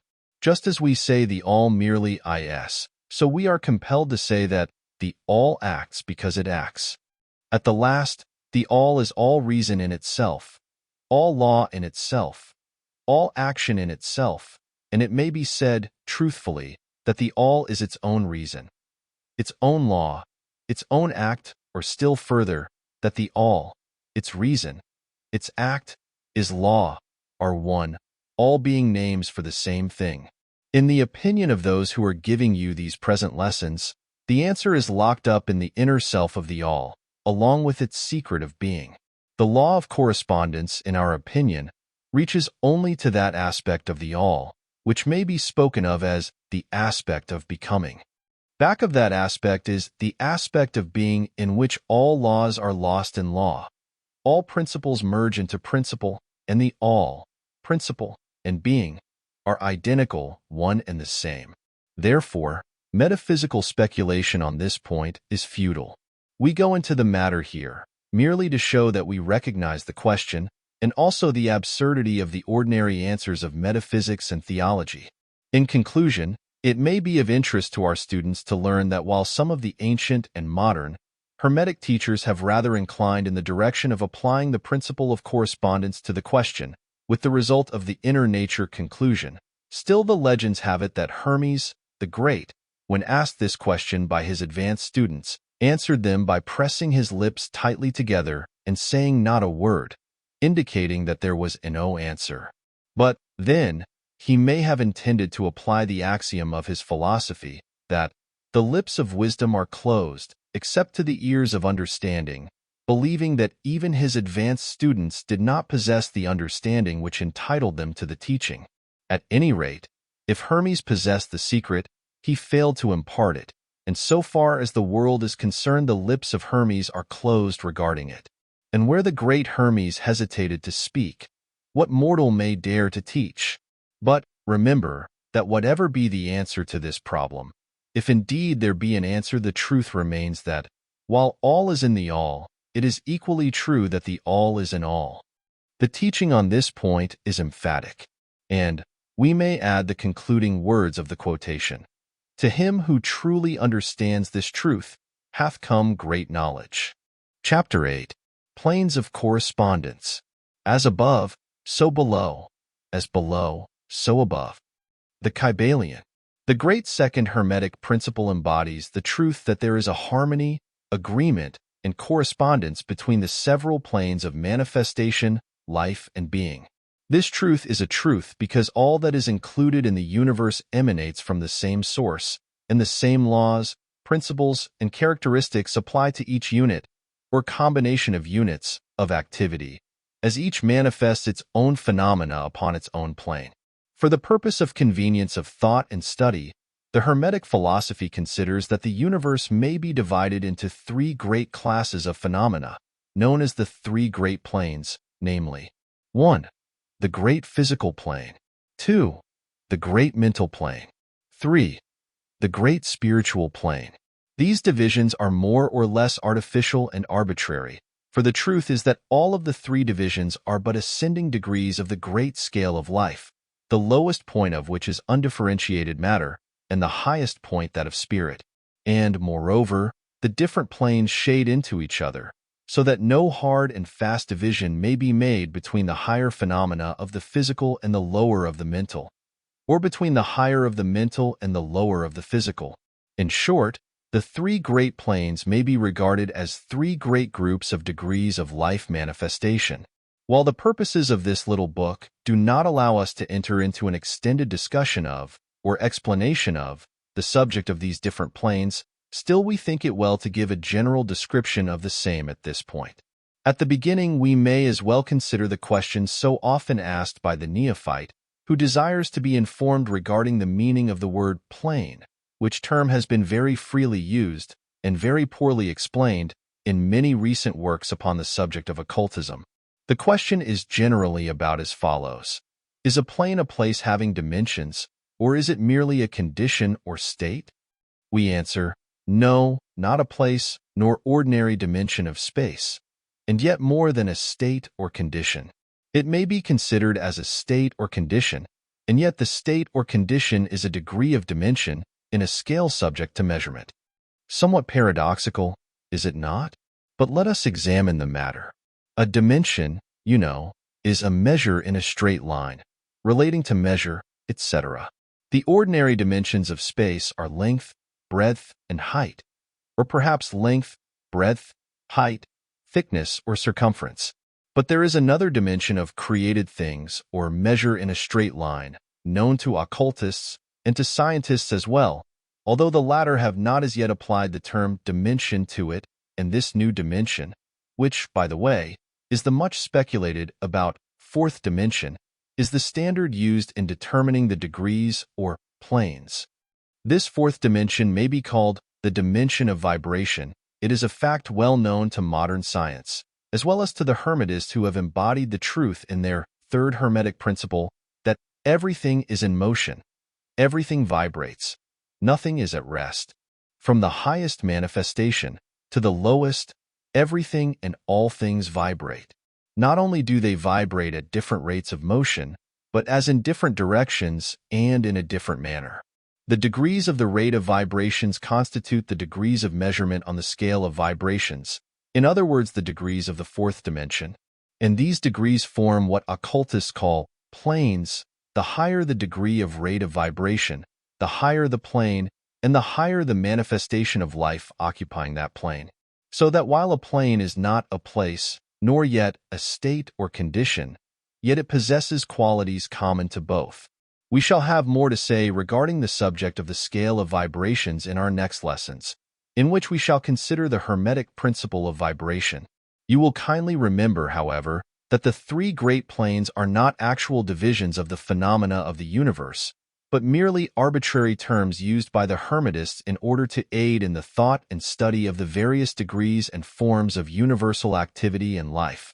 The atom of matter, the unit of force, the mind of man, and the being of the archangel are all but degrees in one scale, and all fundamentally the same, the difference between solely a matter of degree and rate of vibration.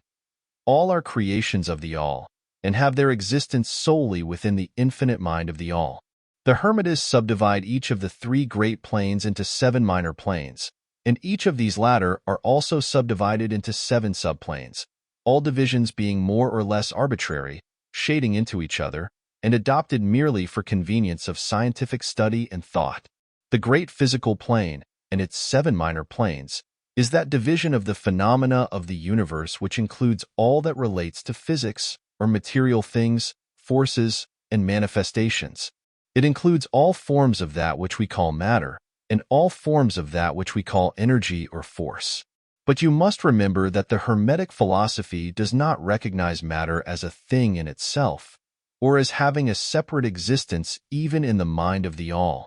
The teachings are that matter is but a form of energy, that is, energy at a low rate of vibrations of a certain kind. And accordingly the Hermetists classify matter under the head of energy and give to it 3 of the 7 minor planes of the great physical plane. These 7 minor physical planes are as follows. 1. The plane of matter, A. 2. The plane of matter, B. 3. The plane of matter, C. 4. The plane of ethereal substance. 5. The plane of energy, A. 6. The plane of energy, B. 7. The plane of energy, C. The plane of matter, A, comprises the forms of matter in its form of solids, liquids, and gases, as generally recognized by the textbooks on physics. The plane of matter, B, comprises certain higher and more subtle forms of matter of the existence of which modern science is but now recognizing, the phenomena of radiant matter, in its phases of radium, etc., belonging to the lower subdivision of this minor plane. The plane of matter, C, comprises forms of the most subtle and tenuous matter, the existence of which is not suspected by ordinary scientists. The plane of ethereal substance comprises that which science speaks of as the ether, a substance of extreme tenuity and elasticity, pervading all universal space, and acting as a medium for the transmission of waves of energy, such as light, heat, electricity, etc. This ethereal substance forms a connecting link between matter, so-called, and energy, and partakes of the nature of each. The Hermetic teachings, however, instruct that this plane has 7 subdivisions, as have all of the minor planes, and that in fact there are 7 ethers, instead of but 1. Next above the plane of ethereal substance comes the plane of energy, A, which comprises the ordinary forms of energy known to science, its 7 subplanes being, respectively, heat, light, magnetism, electricity, and attraction, including gravitation, cohesion, chemical affinity, etc., and several other forms of energy indicated by scientific experiments, but not as yet named or classified. The plane of energy, B, comprises 7 subplanes of higher forms of energy not as yet discovered by science, but which have been called nature's finer forces, and which are called into operation in manifestations of certain forms of mental phenomena, and by which such phenomena becomes possible. The plane of energy, C, comprises 7 subplanes of energy so highly organized that it bears many of the characteristics of life, but which is not recognized by the minds of men on the ordinary plane of development, being available for the use on beings of the spiritual plane alone. Such energy is unthinkable to ordinary man, and may be considered almost as the divine power. The beings employing the same are as gods, compared even to the highest human types known to us. The great mental plane comprises those forms of living things known to us in ordinary life, as well as certain other forms not so well known except to the occultist. The classification of the 7 minor mental planes is more or less satisfactory and arbitrary, unless accompanied by elaborate explanations which are foreign to the purpose of this particular work, but we may as well mention them. They are as follows. 1. The plane of mineral mind. 2. The plane of elemental mind, A. 3. The plane of plant mind. 4. The plane of elemental mind, B. 5. The plane of animal mind. 6. The plane of elemental mind, C. 7. The plane of human mind. The plane of mineral mind comprises the states or conditions of the units or entities, or groups and combinations of the same, which animate the forms known to us as minerals, chemicals, etc. These entities must not be confounded with the molecules, atoms, and corpuscles themselves, the latter being merely the material bodies or forms of these entities, just as a man's body is but his material form and not himself. These entities may be called souls in one sense, and are living beings of a low degree of development, life, and mind, just a little more than the units of living energy, which comprise the higher subdivisions of the highest physical plane. The average mind does not generally attribute the possession of mind, soul, or life to the mineral kingdom, but all occultists recognize the existence of the same, and modern science is rapidly moving forward to the point of view of the Hermetic in this respect. The molecules, atoms, and corpuscles have their loves and hates, likes and dislikes, attractions and repulsions, affinities and non-affinities, etc., and some of the more daring of modern scientific minds have expressed the opinion that the desire and will, emotions and feelings of the atoms differ only in degree from those of men.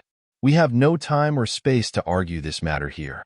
All occultists know it to be a fact, and others are referred to some of the more recent scientific works for outside corroboration. There are the usual 7 subdivisions to this plane. The plane of elemental mind, A, comprises the state or condition and degree of mental and vital development of a class of entities unknown to the average man, but recognized to occultists. They are invisible to the ordinary senses of man, but, nevertheless, exist and play their part of the drama of the universe. Their degree of intelligence is between that of the mineral and chemical entities on the one hand, and of the entities of the plant kingdom on the other. There are 7 subdivisions to this plane, also. The plane of plant mind, in its 7 subdivisions, comprises the states or conditions of the entities comprising the kingdoms of the plant world, the vital and mental phenomena of which is fairly well understood by the average intelligent person. Many new and interesting scientific works regarding mind and life in plants having been published during the last decade. Plants have life, mind, and souls, as well as have the animals, man, and Superman. The plane of elemental mind, B, in its 7 subdivisions, comprises the states and conditions of a higher form of elemental or unseen entities, playing their part in the general work of the universe, the mind and life of which form a part of the scale between the plane of plant mind and the plane of animal mind, the entities partaking of the nature of both. The plane of animal mind, in its 7 subdivisions, comprises the states and conditions of the entities, beings, or souls, animating the animal forms of life, familiar to us all. It is not necessary to go into details regarding this kingdom or plane of life, for the animal world is as familiar to us as is our own. The plane of elemental mind, C, in its 7 subdivisions, comprises those entities or beings, invisible as are all such elemental forms, which partake of the nature of both animal and human life in a degree and in certain combinations. The highest forms are semi-human in intelligence. The plane of human mind, in its 7 subdivisions, comprises those manifestations of life and mentality which are common to man, in his various grades, degrees, and divisions. In this connection, we wish to point out the fact that the average man of today occupies but the fourth subdivision of the plane of human mind, and only the most intelligent have crossed the borders of the fifth subdivision. It has taken the race millions of years to reach this stage, and it will take many more years for the race to move on to the sixth and seventh subdivisions and beyond. But remember that there have been races before us which have passed through these degrees, and then on to higher planes. Our own race is the fifth, with stragglers from the fourth, which has set foot upon the path. And then there are a few advanced souls of our own race who have outstripped the masses, and who have passed on to the sixth and seventh subdivision, and some few being still further on. The man of the sixth subdivision will be the Superman. He of the seventh will be the Overman. In our consideration of the 7 minor mental planes, we have merely referred to the 3 elementary planes in a general way. We do not wish to go into this subject in detail in this work, for it does not belong to this part of the general philosophy and teachings. But we may say this much, in order to give you a little clearer idea of the relations of these planes to the more familiar ones. The elementary planes bear the same relation to the planes of mineral, plant, animal, and human mentality and life that the black keys on the piano do to the white keys. The white keys are sufficient to produce music, but there are certain scales, melodies, and harmonies in which the black keys play their part, and in which their presence is necessary. They are also necessary as connecting links of soul condition, entity states, etc., between the several other planes, certain forms of development being attained therein. This last fact giving to the reader who can read between the lines a new light upon the processes of evolution, and a new key to the secret door of the leaps of life between kingdom and kingdom. The great kingdoms of elementals are fully recognized by all occultists, and the esoteric writings are full of mention of them. The readers of Bulwer's Sinoni and similar tales will recognize the entities inhabiting these planes of life. Passing on from the great mental plane to the great spiritual plane, what shall we say? How can we explain these higher states of being, life, and mind to minds as yet unable to grasp and understand the higher subdivisions of the plane of human mind? The task is impossible. We can speak only in the most general terms. How may light be described to a man born blind? How sugar to a man who has never tasted anything sweet? How harmony to one born deaf? All that we can say is that the 7 minor planes of the great spiritual plane, each minor plane having its 7 subdivisions, comprise beings possessing life, mind, and form as far above that of man of today as the latter is above the earthworm, mineral, or even certain forms of energy or matter. The life of these beings so far transcends ours that we cannot even think of the details of the same. Their minds so far transcend ours that to them we scarcely seem to think, and our mental processes seem almost akin to material processes. The matter of which their forms are composed is of the highest planes of matter, nay, some are even said to be clothed in pure energy. What may be said of such beings? On the 7 minor planes of the great spiritual plane exist beings of whom we may speak as angels, archangels, demigods. On the lower minor planes dwell those great souls whom we call masters and adepts. Above them come the great hierarchies of the angelic hosts, unthinkable to man. And above those come those who may without irreverence be called the gods. So high in the scale of being are they, their being, intelligence, and power being akin to those attributed by the races of men to their conceptions of deity. These beings are beyond even the highest flights of the human imagination, the word divine being the only one applicable to them. Many of these beings, as well as the angelic host, take the greatest interest in the affairs of the universe and play an important part in its affairs. These unseen divinities and angelic helpers extend their influence freely and powerfully in the process of evolution and cosmic progress. Their occasional intervention and assistance in human affairs have led to the many legends, beliefs, religions, and traditions of the race, past and present. They have superimposed their knowledge and power upon the world again and again, all under the law of the all, of course. But, yet, even the highest of these advanced beings exist merely as creations of and in the mind of the all, and are subject to the cosmic processes and universal laws. They are still mortal. We may call them gods if we like, but still they are but the elder brethren of the race, the advanced souls who have outstripped their brethren, and who have foregone the ecstasy of absorption by the all, in order to help the race on its upward journey along the path. But they belong to the universe and are subject to its conditions. They are mortal, and their plane is below that of absolute spirit.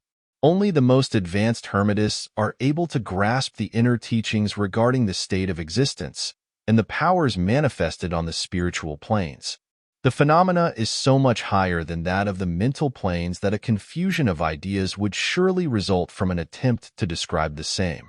Only those whose minds have been carefully trained along the lines of the Hermetic philosophy for years, yes, those who have brought with them from other incarnations the knowledge acquired previously, can comprehend just what is meant by the teaching regarding these spiritual planes. And much of these inner teachings is held by the Hermetists as being too sacred, important, and even dangerous for general public dissemination. The intelligent student may recognize what we mean by this when we state that the meaning of spirit as used by the Hermetists is akin to living power, animated force, inner essence, essence of life, etc., which meaning must not be confounded with that usually and commonly employed in connection with the term, i.e., religious, ecclesiastical, spiritual, ethereal, holy, etc., etc. To occultists, the word spirit is used in the sense of the animating principle, carrying with it the idea of power, living energy, mystic force, etc.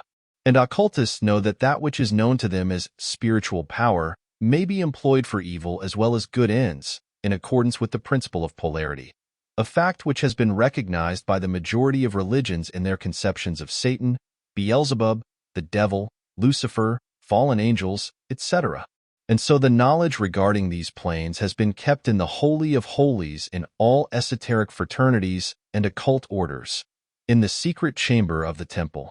But this may be said here, that those who have attained high spiritual powers and have misused them have a terrible fate in store for them, and the swing of the pendulum of rhythm will inevitably swing them back to the furthest extreme of material existence, from which point they must retrace their steps spiritward, along the weary rounds of the path, but always with the added torture of having always with them a lingering memory of the heights from which they fell owing to their evil actions. The legends of the fallen angels have a basis in actual facts, as all advanced occultists know. The striving for selfish power on the spiritual planes inevitably results in the selfish soul losing its spiritual balance and falling back as far as it had previously risen. But to even such a soul, the opportunity of a return is given, and such souls make the return journey, paying the terrible penalty according to the invariable law. In conclusion, we would again remind you that according to the principle of correspondence, which embodies the truth, as above so below, as below, so above, all of the 7 Hermetic principles are in full operation on all of the many planes, physical, mental, and spiritual. The principle of mental substance, of course, applies to all the planes, for all are held in the mind of the all. The principle of correspondence manifests in all, for there is a correspondence, harmony, and agreement between the several planes. The principle of vibration manifests on all planes. In fact, the very differences that go to make the planes arise from vibration, as we have explained. The principle of polarity manifests on each plane, the extremes of the poles being apparently opposite and contradictory. The principle of rhythm manifests on each plane, the movement of the phenomena having its ebb and flow, rise and flow, incoming and outgoing.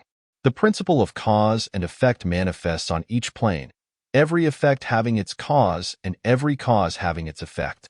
The principle of gender manifests on each plane, the creative energy being always manifest and operating along the lines of its masculine and feminine aspects. As above, so below. As below, so above. This centuries-old Hermetic axiom embodies one of the great principles of universal phenomena. As we proceed with our consideration of the remaining principles, we will see even more clearly the truth of the universal nature of this great principle of correspondence. Chapter 9. Vibration. Nothing rests. Everything moves. Everything vibrates. The Kybalion, the great third Hermetic principle, the principle of vibration, embodies the truth that motion is manifest in everything in the universe, that nothing is at rest, that everything moves, vibrates, and circles. This Hermetic principle was recognized by some of the early Greek philosophers who embodied it in their systems. But then, for centuries, it was lost sight of by the thinkers outside of the Hermetic ranks. But in the 19th century, physical science rediscovered the truth, and the 20th century scientific discoveries have added additional proof of the correctness and truth of this centuries-old Hermetic doctrine. The Hermetic teachings are that not only is everything in constant movement and vibration, but that the differences between the various manifestations of the universal power are due entirely to the varying rate and mode of vibrations. Not only this, but that even the all, in itself, manifests a constant vibration of such an infinite degree of intensity and rapid motion that it may be practically considered as at rest, the teachers directing the attention of the students to the fact that even on the physical plane a rapidly moving object, such as a revolving wheel, seems to be at rest. The teachings are to the effect that spirit is at one end of the pole of vibration, the other pole being certain extremely gross forms of matter. Between these two poles are millions upon millions of different rates and modes of vibration. Modern science has proven that all that we call matter and energy are but modes of vibratory motion, and some of the more advanced scientists are rapidly moving toward the positions of the occultists who hold that the phenomena of mind are likewise modes of vibration or motion. Let us see what science has to say regarding the question of vibrations in matter and energy. In the first place, science teaches that all matter manifests, in some degree, the vibrations arising from temperature or heat, be an object cold or hot, both being but degrees of the same things. It manifests certain heat vibrations, and in that sense is in motion and vibration.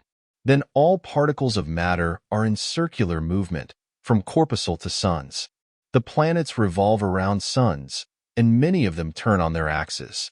The suns move around greater central points, and these are believed to move around still greater, and so on, ad infinitum. The molecules of which the particular kinds of matter are composed are in a state of constant vibration and movement around each other and against each other. The molecules are composed of atoms, which, likewise, are in a state of constant movement and vibration. The atoms are composed of corpuscles, sometimes called electrons, ions, etc., which also are in a state of rapid motion, revolving around each other, and which manifest a very rapid state and mode of vibration. And so we see that all forms of matter manifest vibration in accordance with the Hermetic principle of vibration. And so it is with the various forms of energy. Science teaches that light, heat, magnetism, and electricity are but forms of vibratory motion connected in some way with, and probably emanating from the ether. Science does not as yet attempt to explain the nature of the phenomena known as cohesion, which is the principle of molecular attraction, nor chemical affinity, which is the principle of atomic attraction, nor gravitation, the greatest mystery of the three, which is the principle of attraction by which every particle or mass of matter is bound to every other particle or mass. These three forms of energy are not as yet understood by science. Yet the writers incline to the opinion that these two are manifestations of some form of vibratory energy, a fact which the Hermetists have held and taught for ages past. The universal ether, which is postulated by science without its nature being understood clearly, is held by the Hermetists to be but a higher manifestation of that which is erroneously called matter, that is to say, matter at a higher degree of vibration, and is called by them the ethereal substance. The Hermetists teach that this ethereal substance is of extreme tenuity and elasticity, and pervades universal space, serving as a medium of transmission of waves of vibratory energy, such as heat, light, electricity, magnetism, etc. The teachings are that the ethereal substance is a connecting link between the forms of vibratory energy known as matter on the one hand and energy or force on the other, and also that it manifests a degree of vibration in rate and mode, entirely its own. Scientists have offered the illustration of a rapidly moving wheel, top, or cylinder to show the effects of increasing rates of vibration. The illustration supposes a wheel, top, or revolving cylinder running at a low rate of speed. We will call this revolving thing the object and following out the illustration. Let us suppose the object moving slowly.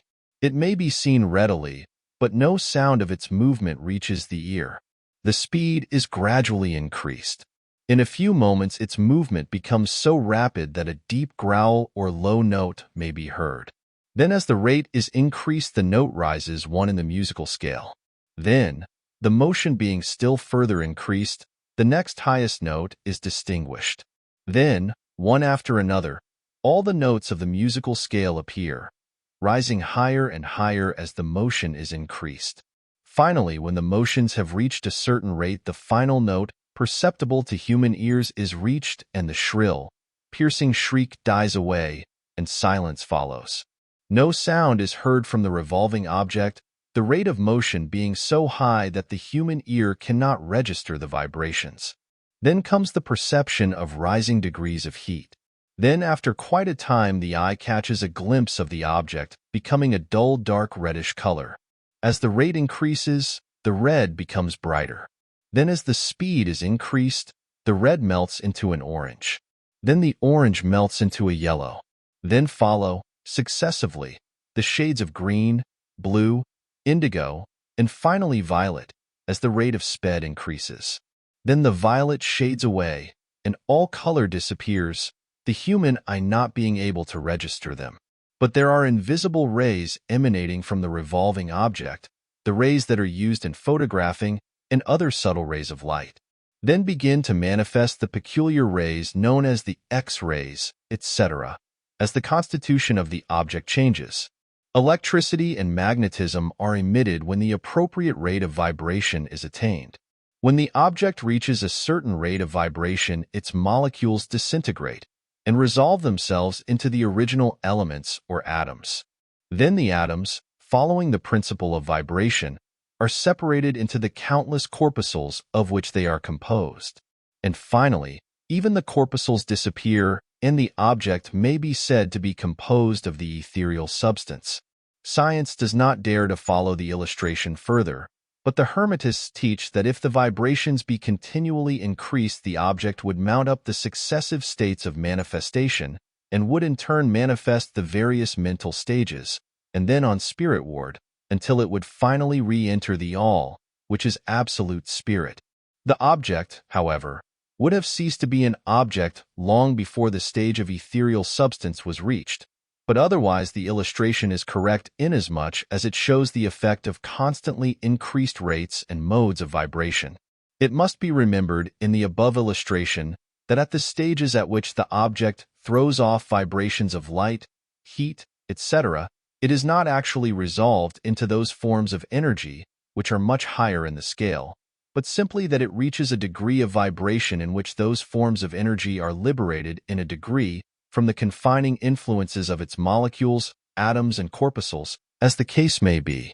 These forms of energy, although much higher in the scale than matter, are imprisoned and confined in the material combinations by reason of the energies manifesting through and using material forms, but thus becoming entangled and confined in their creations of material forms, which, to an extent, is true of all creations, the creating force becoming involved in its creation. But the Hermetic teachings go much further than do those of modern science. They teach that all manifestation of thought, emotion, reason, will or desire, or any mental state or condition, are accompanied by vibrations, a portion of which are thrown off and which tend to affect the minds of other persons by induction. This is the principle which produces the phenomena of telepathy, mental influence, and other forms of the action and power of mind over mind, with which the general public is rapidly becoming acquainted, owing to the wide dissemination of occult knowledge by the various schools, cults, and teachers along these lines at this time.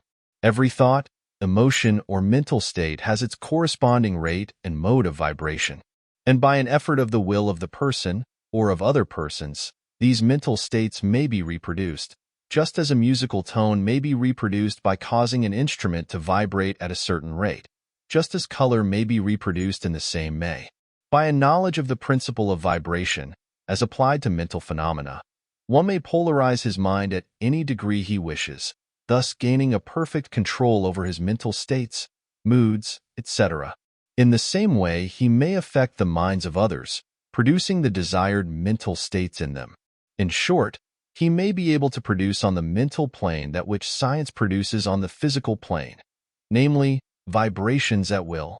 This power, of course, may be acquired only by the proper instruction, exercises, practice, etc., the science being that of mental transmutation, one of the branches of the Hermetic art. A little reflection on what we have said will show the student that the principle of vibration underlies the wonderful phenomena of the power manifested by the masters and adepts, who are able to apparently set aside the laws of nature, but who, in reality, are simply using one law against another, one principle against others, and who accomplish their results by changing the vibrations of material objects or forms of energy, and thus perform what are commonly called miracles. As one of the old Hermetic writers has truly said, he who understands the principle of vibration has grasped the scepter of power. Chapter 10. Polarity. Everything is dual. Everything has poles. Everything has its pair of opposites. Like and unlike are the same. Opposites are identical in nature, but different in degree. Extremes meet. All truths are but half-truths. All paradoxes may be reconciled. The Kybalion. The great fourth Hermetic principle, the principle of polarity, embodies the truth that all manifested things have two sides, two aspects, two poles, a pair of opposites, with manifold degrees between the two extremes. The old paradoxes, which have ever perplexed the mind of men, are explained by an understanding of this principle. Man has always recognized something akin to this principle, and has endeavored to express it by such sayings, maxims, and aphorisms as the following. Everything is and isn't at the same time. All truths are but half-truths. Every truth is half-false. There are two sides to everything. There is a reverse side to every shield, etc., etc. The Hermetic teachings are to the effect that the difference between things seemingly diametrically opposed to each other is merely a matter of degree. It teaches that the pairs of opposites may be reconciled, and that thesis and antithesis are identical in nature but different in degree, and that the universal reconciliation of opposites is effected by a recognition of this principle of polarity. The teachers claim that illustrations of this principle may be had on every hand, and from an examination into the real nature of anything. They begin by showing that spirit and matter are but the two poles of the same thing, the intermediate planes being merely degrees of vibration. They show that the all and the many are the same, the difference being merely a matter of degree of mental manifestation. Thus the law and laws are the two opposite poles of one thing. Likewise, principle and principles, infinite mind and finite minds. Then passing on to the physical plane, they illustrate the principle by showing that heat and cold are identical in nature, the differences being merely a matter of degrees. The thermometer shows many degrees of temperature, the lowest pole being called cold, and the highest heat. Between these two poles are many degrees of heat or cold. Call them either and you are equally correct. The higher of 2 degrees is always warmer, while the lower is always colder. There is no absolute standard. All is a matter of degree. There is no place on the thermometer where heat ceases and cold begins. It is all a matter of higher or lower vibrations. The very terms high and low, which we are compelled to use, are but poles of the same thing. The terms are relative. So with east and west, travel around the world in an eastward direction, and you reach a point which is called west at your starting point, and you return from that westward point. Travel far enough north, and you will find yourself traveling south, or vice versa. Light and darkness are poles of the same thing, with many degrees between them. The musical scale is the same. Starting with C, you move upward until you reach another C, and so on. The differences between the two ends of the board being the same, with many degrees between the two extremes. The scale of color is the same, higher and lower vibrations being the only difference between high violet and low red. Large and small are relative. So are noise and quiet. Hard and soft follow the rule. Likewise, sharp and dull. Positive and negative are two poles of the same thing, with countless degrees between them. Good and bad are not absolute. We call one end of the scale good and the other bad, or one end good and the other evil, according to the use of the terms. A thing is less good than the thing higher in the scale, but that less good thing, in turn, is more good than the thing next below it, and so on, the more or less being regulated by the position on the scale. And so it is on the mental plane. Love and hate are generally regarded as being things diametrically opposed to each other, entirely different, unreconcilable. But we apply the principle of polarity. We find that there is no such thing as absolute love or absolute hate, as distinguished from each other. The two are merely terms applied to the two poles of the same thing.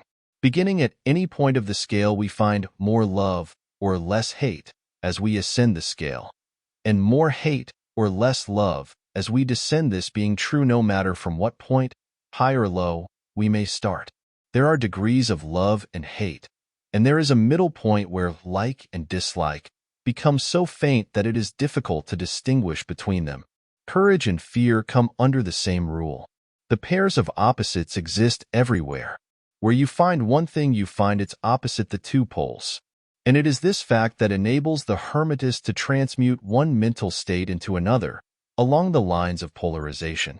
Things belonging to different classes cannot be transmuted into each other, but things of the same class may be changed, that is, may have their polarity changed. Thus love never becomes east or west, or red or violet, but it may and often does turn into hate, and likewise hate may be transformed into love by changing its polarity. Courage may be transmuted into fear, and the reverse. Hard things may be rendered soft. Dull things become sharp. Hot things become cold, and so on, the transmutation always being between things of the same kind of different degrees. Take the case of a fearful man. By raising his mental vibrations along the line of fear, courage, he can be filled with the highest degree of courage and fearlessness. And likewise, the slothful man may change himself into an active, energetic individual simply by polarizing along the lines of the desired quality. The student who is familiar with the processes by which the various schools of mental science, etc., produce changes in the mental states of those following their teachings may not readily understand the principle underlying many of these changes.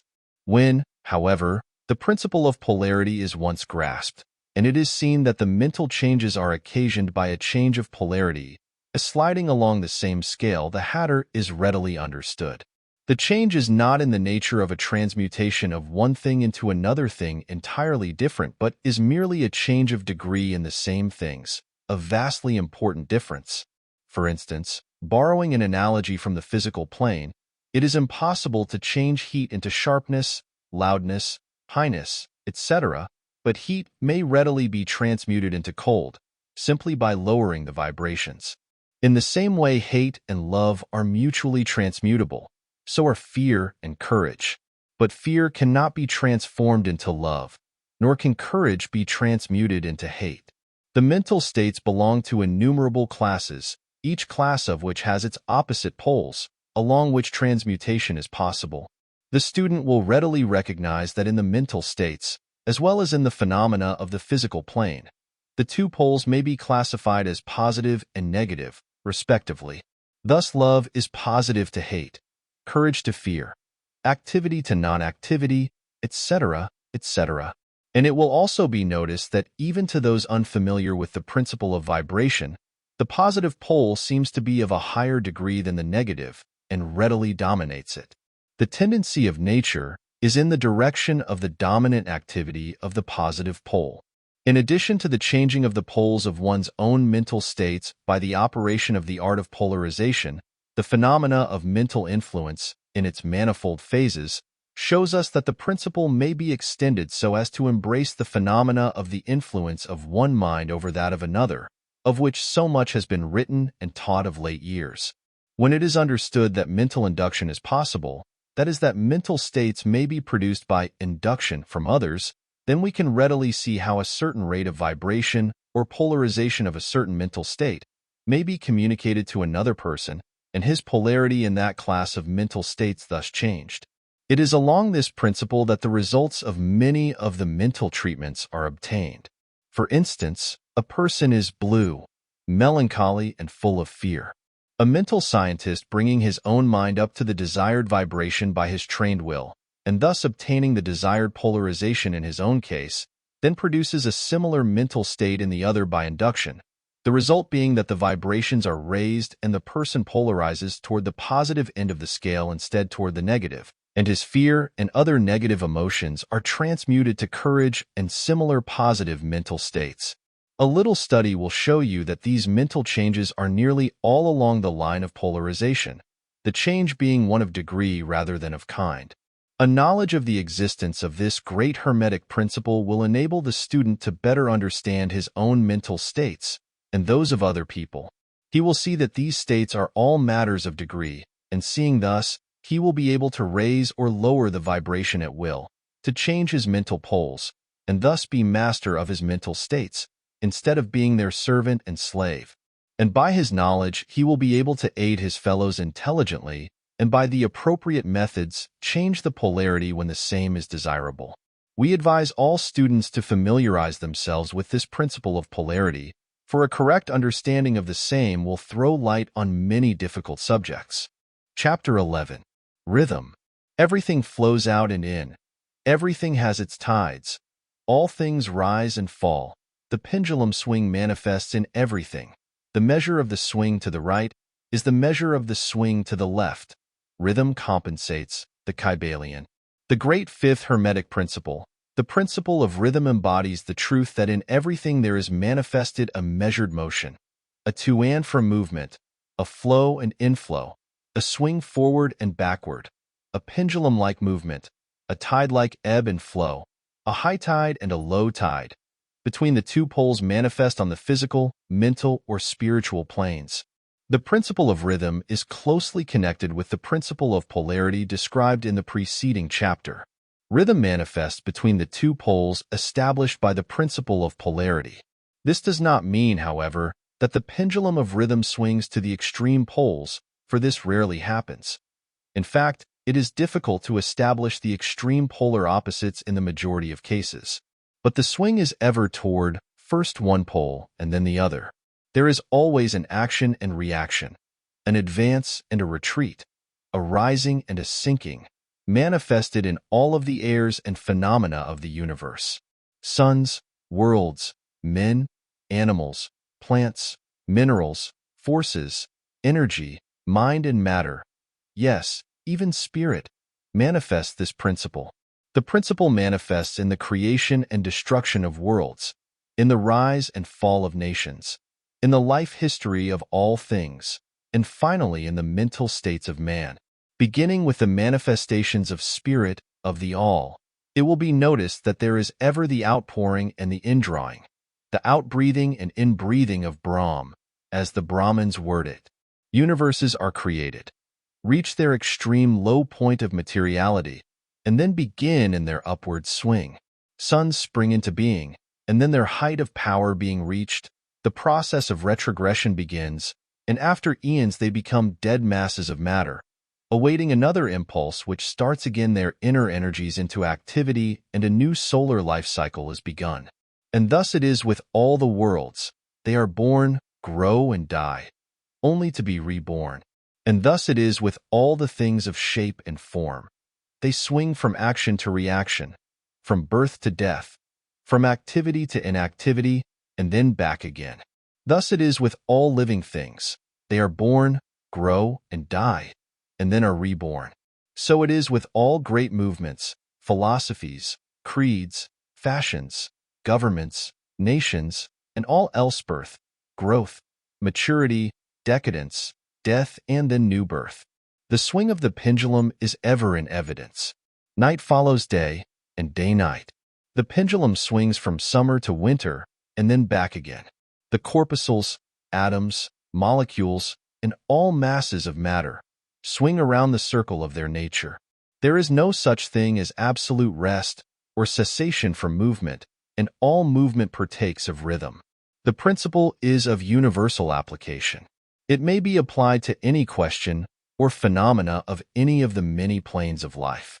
It may be applied to all phases of human activity. There is always the rhythmic swing from one pole to the other. The universal pendulum is ever in motion. The tides of life flow in and out, according to law. The principle of rhythm is well understood by modern science and is considered a universal law as applied to material things. But the Hermetists carry the principle much further and know that its manifestations and influence extend to the mental activities of man, and that it accounts for the bewildering succession of moods, feelings, and other annoying and perplexing changes that we notice in ourselves. But the Hermetists, by studying the operations of this principle, have learned to escape some of its activities by transmutation. The Hermetic masters long since discovered that while the principle of rhythm was invariable and ever in evidence in mental phenomena, still there were two planes of its manifestation so far as mental phenomena are concerned. They discovered that there were two general planes of consciousness, the lower and the higher, the understanding of which fact enabled them to rise to the higher plane and thus escape the swing of the rhythmic pendulum which manifested on the lower plane. In other words, the swing of the pendulum occurred on the unconscious plane, and the consciousness was not affected. This they call the law of neutralization.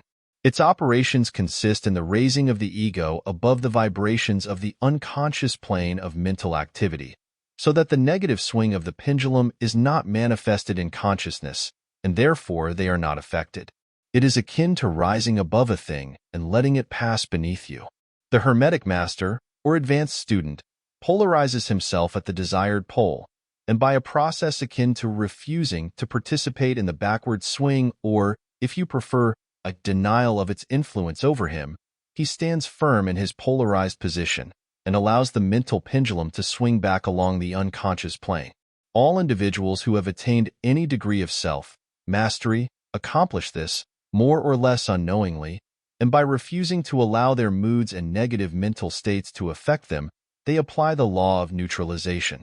The master, however, carries this to a much higher degree of proficiency, and by the use of his will he attains a degree of poise and mental firmness almost impossible of belief on the part of those who allow themselves to be swung backward and forward by the mental pendulum of moods and feelings.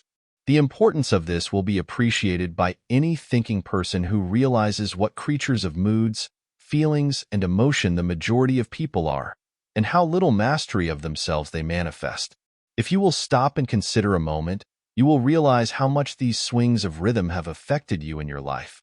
How a period of enthusiasm has been invariably followed by an opposite feeling and mood of depression. Likewise, your moods and periods of courage have been succeeded by equal moods of fear. And so it has ever been with the majority of persons. Tides of feeling have ever risen and fallen with them, but they have never suspected the cause or reason of the mental phenomena.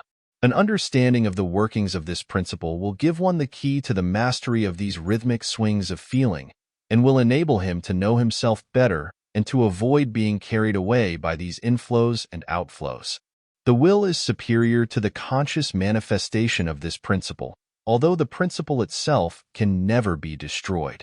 We may escape its effects, but the principle operates, nevertheless. The pendulum ever swings, although we may escape being carried along with it. There are other features of the operation of this principle of rhythm of which we wish to speak at this point. There comes into its operations that which is known as the law of compensation. One of the definitions or meanings of the word compensate is to counterbalance, which is the sense in which the Hermetists use the term. It is this law of compensation to which the Kybalion refers when it says, "The measure of the swing to the right is the measure of the swing to the left. Rhythm compensates." The law of compensation is that the swing in one direction determines the swing in the opposite direction, or to the opposite pole the one balances, or counterbalances, the other. On the physical plane, we see many examples of this law. The pendulum of the clock swings a certain distance to the right, and then an equal distance to the left. The seasons balance each other in the same way. The tides follow the same law, and the same law is manifested in all the phenomena of rhythm. The pendulum, with a short swing in one direction, has but a short swing in the other. while the long swing to the right invariably means the long swing to the left. An object hurled upward to a certain height has an equal distance to traverse on its return. The force with which a projectile is sent upward a mile is reproduced when the projectile returns to the Earth on its return journey. This law is constant on the physical plane, as reference to the standard authorities will show you. But the Hermetists carry it still further. They teach that a man's mental states are subject to the same law. The man who enjoys keenly is subject to keen suffering, while he who feels but little pain is capable of feeling but little joy. The pig suffers but little mentally and enjoys but little. He is compensated. And on the other hand, there are other animals who enjoy keenly, but whose nervous organism and temperament cause them to suffer exquisite degrees of pain, and so it is with man. There are temperaments which permit of but low degrees of enjoyment and equally low degrees of suffering, while there are others which permit the most intense enjoyment, but also the most intense suffering. The rule is that the capacity for pain and pleasure in each individual are balanced. The law of compensation is in full operation here. But the Hermetists go still further in this matter. They teach that before one is able to enjoy a certain degree of pleasure, he must have swung as far, proportionately, toward the other pole of feeling. They hold, however, that the negative is precedent to the positive in this matter, that is to say that in experiencing a certain degree of pleasure, it does not follow that he will have to pay up for it with a corresponding degree of pain. On the contrary, the pleasure is the rhythmic swing, according to the law of compensation, for a degree of pain previously experienced either in the present life or in a previous incarnation. This throws a new light on the problem of pain. The Hermetists regard the chain of lives as continuous and as forming a part of one life of the individual, so that in consequence the rhythmic swing is understood in this way, while it would be without meaning unless the truth of reincarnation is admitted. But the Hermetists claim that the master or advanced student is able, to a great degree, to escape the swing toward pain by the process of neutralization before mentioned. By rising on to the higher plane of the ego, much of the experience that comes to those dwelling on the lower plane is avoided and escaped. The law of compensation plays an important part in the lives of men and women. It will be noticed that one generally pays the price of anything he possesses or lacks. If he has one thing, he lacks another. The balance is struck. No one can keep his penny and have the bit of cake. At the same time, everything has its pleasant and unpleasant sides. The things that one gains are always paid for by the things that one loses. The rich possess much that the poor lack, while the poor often possess things that are beyond the reach of the rich. The millionaire may have the inclination toward feasting, and the wealth wherewith to secure all the dainties and luxuries of the table, while he lacks the appetite to enjoy the same. He envies the appetite and digestion of the laborer who lacks the wealth and inclinations of the millionaire, and who gets more pleasure from his plain food than the millionaire could obtain even if his appetite were not jaded, nor his digestion ruined, for the wants, habits, and inclinations differ. And so it is through life. The law of compensation is ever in operation, striving to balance and counterbalance, and always succeeding in time, even though several lives may be required for the return swing of the pendulum of rhythm. Chapter 12. Causation. Every cause has its effect. Every effect has its cause. Everything happens according to law. Chance is but a name for law not recognized. There are many planes of causation, but nothing escapes the law. The Kybalion. The great sixth Hermetic principle, the principle of cause and effect, embodies the truth that law pervades the universe, that nothing happens by chance, that chance is merely a term indicating cause existing but not recognized or perceived, that phenomena is continuous, without break or exception. The principle of cause and effect underlies all scientific thought, ancient and modern, and was enunciated by the Hermetic teachers in the earliest days. While many and varied disputes between the many schools of thought have since arisen, these disputes have been principally upon the details of the operations of the principle, and still more often upon the meaning of certain words. The underlying principle of cause and effect has been accepted as correct by practically all the thinkers of the world worthy of the name. To think otherwise would be to take the phenomena of the universe from the domain of law and order and to relegate it to the control of the imaginary something which men have called chance. A little consideration will show anyone that there is in reality no such thing as pure chance. Webster defines the word chance as follows: a supposed agent or mode of activity other than a force, law, or purpose, the operation or activity of such agent, the supposed effect of such an agent, a happening, fortuity, casualty, etc. But a little consideration will show you that there can be no such agent as chance, in the sense of something outside of law, something outside of cause and effect. How could there be a something acting in the phenomenal universe, independent of the laws, order, and continuity of the latter? Such a something would be entirely independent of the orderly trend of the universe, and therefore superior to it. We can imagine nothing outside of the all being outside of the law, and that only because the all is the law in itself. There is no room in the universe for a something outside of and independent of law. The existence of such a something would render all natural laws ineffective, and would plunge the universe into chaotic disorder and lawlessness. A careful examination will show that what we call chance is merely an expression relating to obscure causes, causes that we cannot perceive, causes that we cannot understand. The word chance is derived from a word meaning to fall, as the falling of dice. The idea being that the fall of the dice, and many other happenings, are merely a happening unrelated to any cause. And this is the sense in which the term is generally employed. But when the matter is closely examined, it is seen that there is no chance whatsoever about the fall of the dice. Each time a die falls, and displays a certain number, it obeys a law as infallible as that which governs the revolution of the planets around the sun. Back of the fall of the die are causes, or chains of causes, running back further than the mind can follow.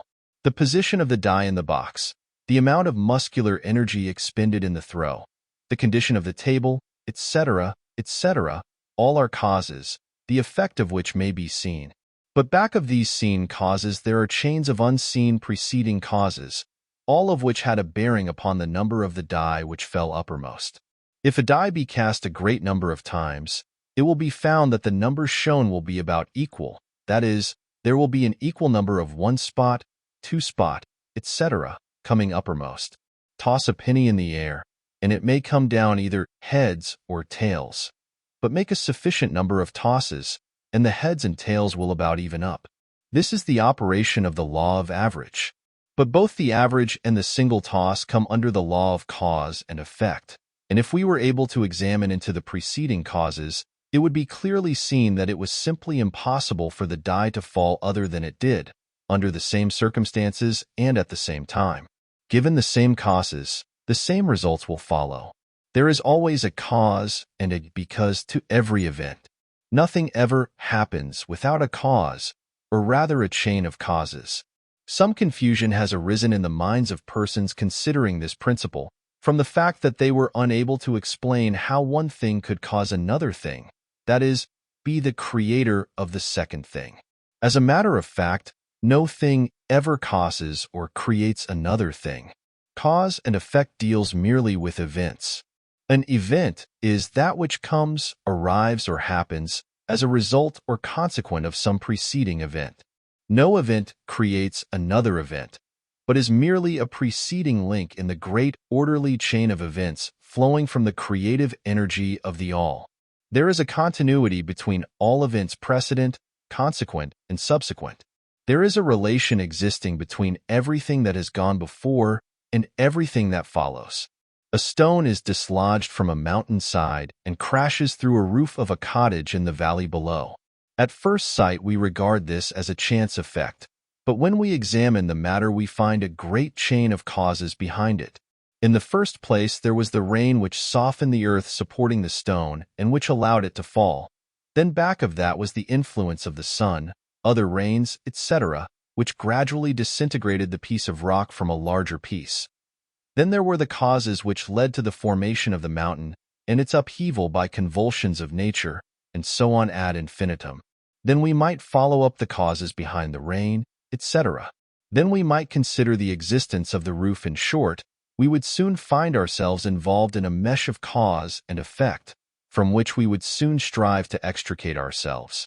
Just as a man has 2 parents and 4 grandparents, and 8 great-grandparents, and 16 great-great-grandparents, and so on until when, say, 40 generations are calculated, the numbers of ancestors run into many millions. So it is with the number of causes behind even the most trifling event or phenomena, such as the passage of a tiny speck of soot before your eye. It is not an easy matter to trace the bit of soot hacked to the early period of the world's history when it formed a part of a massive tree trunk, which was afterward converted into coal and so on, until as the speck of soot it now passes before your vision on its way to other adventures.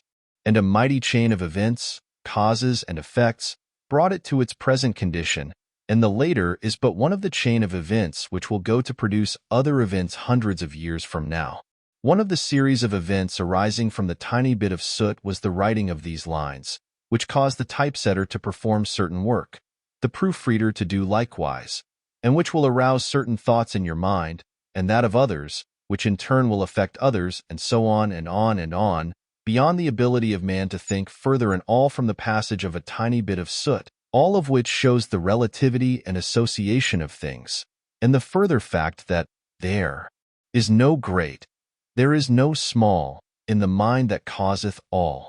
Stop to think a moment. If a certain man had not met a certain maid, away back in the dim period of the Stone Age, you who are now reading these lines would not now be here. And if, perhaps, the same couple had failed to meet, we who now write these lines would not now be here. And the very act of writing, on our part, and the act of reading, on yours, will affect not only the respective lives of yourself and ourselves, but will also have a direct, or indirect, effect upon many other people now living and who will live in the ages to come. Every thought we think, every act we perform, has its direct and indirect results which fit into the great chain of cause and effect. We do not wish to enter into a consideration of free will or determinism in this work for various reasons. Among the many reasons is the principal one that neither side of the controversy is entirely right. In fact, both sides are partially right, according to the Hermetic teachings. The principle of polarity shows that both are but half-truths, the opposing poles of truth. The teachings are that a man may be both free and yet bound by necessity, depending upon the meaning of the terms and the height of truth from which the matter is examined. The ancient writers expressed the matter thus: the further the creation is from the center, the more it is bound. The nearer the center it reaches, the nearer free is it. The majority of people are more or less the slaves of heredity, environment, etc., and manifest very little freedom. They are swayed by the opinions, customs, and thoughts of the outside world, and also by their emotions, feelings, moods, etc. They manifest no mastery worthy of the name. They indignantly repudiate this assertion, saying, "Why, I certainly am free to act and do as I please. I do just what I want to do." But they fail to explain whence arise the want to and as I please. What makes them want to do one thing in preference to another? What makes them please to do this and not do that? Is there no because to their pleasing and wanting? The master can change these pleases and wants into others at the opposite end of the mental pole.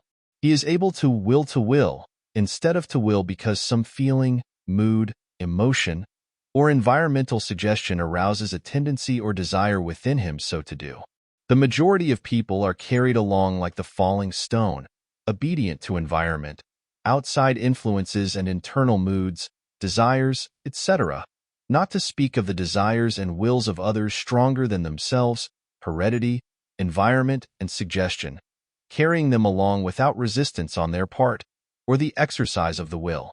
Moved like the pawns on the checkerboard of life, they play their parts and are laid aside after the game is over. But the masters, knowing the rules of the game, rise above the plane of material life and placing themselves in touch with the higher powers of their nature, dominate their own moods, characters, qualities, and polarity, as well as the environment surrounding them, and thus become movers in the game, instead of pawns, causes instead of effects.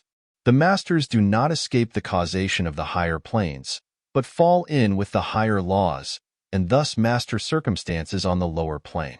They thus form a conscious part of the law, instead of being mere blind instruments. While they serve on the higher planes, they rule on the material plane. But, on higher and on lower, the law is always in operation. There is no such thing as chance. The blind goddess has been abolished by reason. We are able to see now, with eyes made clear by knowledge, that everything is governed by universal law, that the infinite number of laws are but manifestations of the one great law, the law which is the all. It is true indeed that not a sparrow drops unnoticed by the mind of the Al, that even the hairs on our head are numbered. As the scriptures have said, there is nothing outside of law, nothing that happens contrary to it. And yet, do not make the mistake of supposing that man is but a blind automaton. Far from that. The Hermetic teachings are that man may use law to overcome laws, and that the higher will always prevail against the lower, until at last he has reached the stage in which he seeks refuge in the law itself, and laughs the phenomenal laws to scorn. Are you able to grasp the inner meaning of this? Chapter 13. Gender. Gender is in everything. Everything has its masculine and feminine principles. Gender manifests on all planes. The Kybalion. The great seventh Hermetic principle, the principle of gender, embodies the truth that there is gender manifested in everything, that the masculine and feminine principles are ever present and active in all phases of phenomena, on each and every plane of life. At this point, we think it well to call your attention to the fact that gender, in its Hermetic sense, and sex in the ordinarily accepted use of the term, are not the same. The word gender is derived from the Latin root meaning to beget, to procreate, to generate, to create, to produce. A moment's consideration will show you that the word has a much broader and more general meaning than the term sex, the latter referring to the physical distinctions between male and female living things. Sex is merely a manifestation of gender on a certain plane of the great physical plane, the plane of organic life. We wish to impress this distinction upon your minds, for the reason that certain writers, who have acquired a smattering of the Hermetic philosophy, have sought to identify this seventh Hermetic principle with wild and fanciful, and often reprehensible, theories and teachings regarding sex. The office of gender is solely that of creating, producing, generating, etc., and its manifestations are visible on every plane of phenomena. It is somewhat difficult to produce proofs of this along scientific lines, for the reason that science has not as yet recognized this principle as of universal application. But still some proofs are forthcoming from scientific sources. In the first place, we find a distinct manifestation of the principle of gender among the corpuscles, ions, or electrons, which constitute the basis of matter as science now knows the latter, and which by forming certain combinations form the atom, which until lately was regarded as final and indivisible. The latest word of science is that the atom is composed of a multitude of corpuscles, electrons, or ions, the various names being applied by different authorities, revolving around each other and vibrating at a high degree and intensity. But the accompanying statement is made that the formation of the atom is really due to the clustering of negative corpuscles around a positive one, the positive corpuscles seeming to exert a certain influence upon the negative corpuscles, causing the latter to assume certain combinations and thus create or generate an atom. This is in line with the most ancient Hermetic teachings, which have always identified the masculine principle of gender with the positive and the feminine with the negative poles of electricity, so-called. Now a word at this point regarding this identification. The public mind has formed an entirely erroneous impression regarding the qualities of the so-called negative pole of electrified or magnetized matter. The terms positive and negative are very wrongly applied to this phenomenon by science. The word positive means something real and strong, as compared with a negative unreality or weakness. Nothing is further from the real facts of electrical phenomenon. The so-called negative pole of the battery is really the pole in and by which the generation or production of new forms and energies is manifested. There is nothing negative about it. The best scientific authorities now use the word cathode in place of negative, the word cathode coming from the Greek root meaning descent, the path of generation, etc., From the cathode pole emerge the swarm of electrons or corpuscles. From the same pole emerge those wonderful rays, which have revolutionized scientific conceptions during the past decade.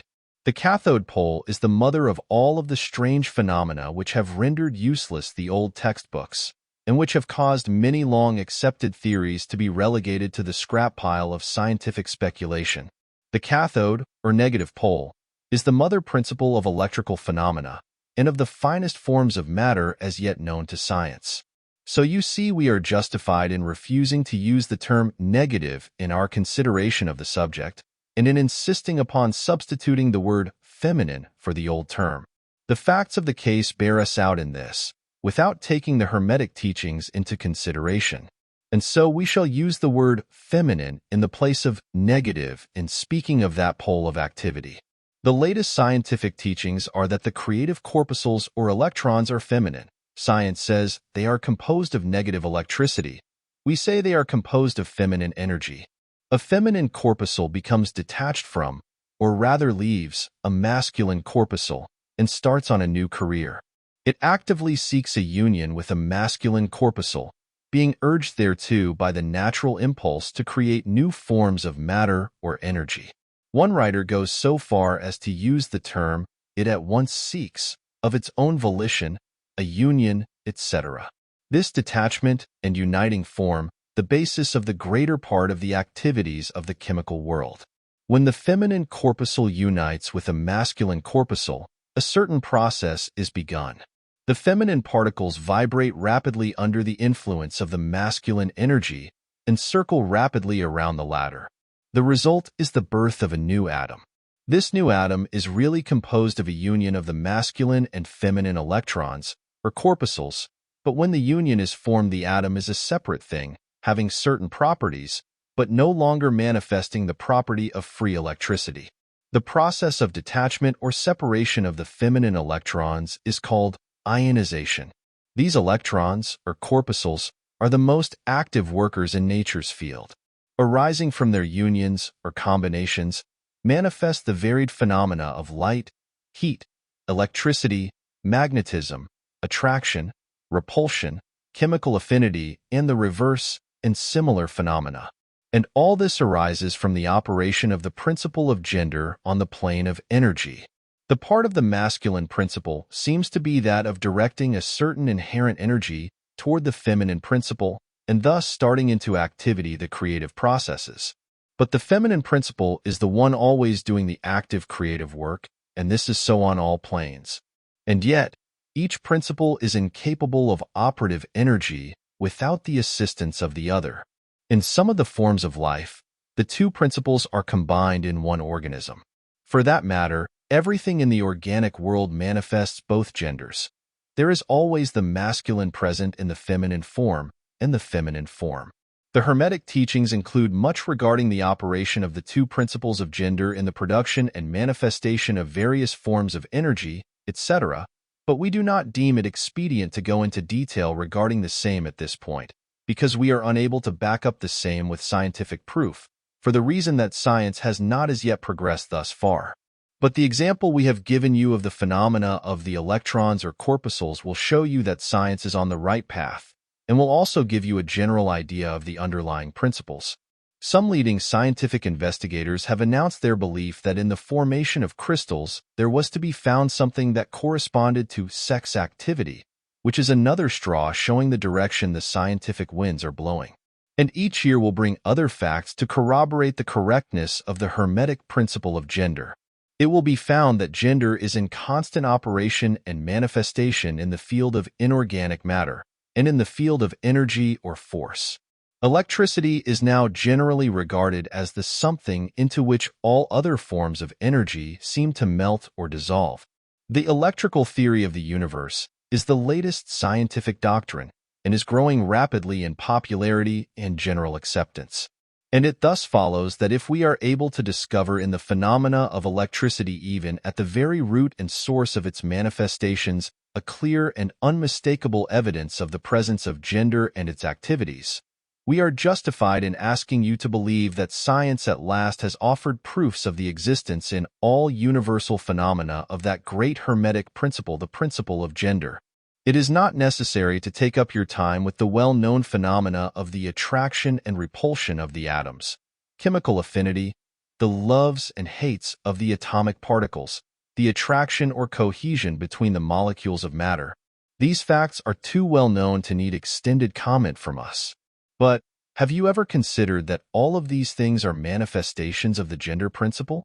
Can you not see that the phenomena is on all fours with that of the corpuscles or electrons?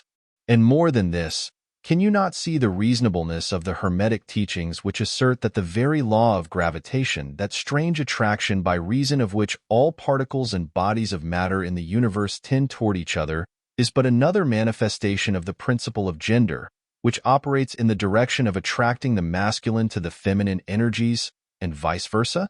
We cannot offer you scientific proof of this at this time, but examine the phenomena in the light of the Hermetic teachings on the subject, and see if you have not a better working hypothesis than any offered by physical science.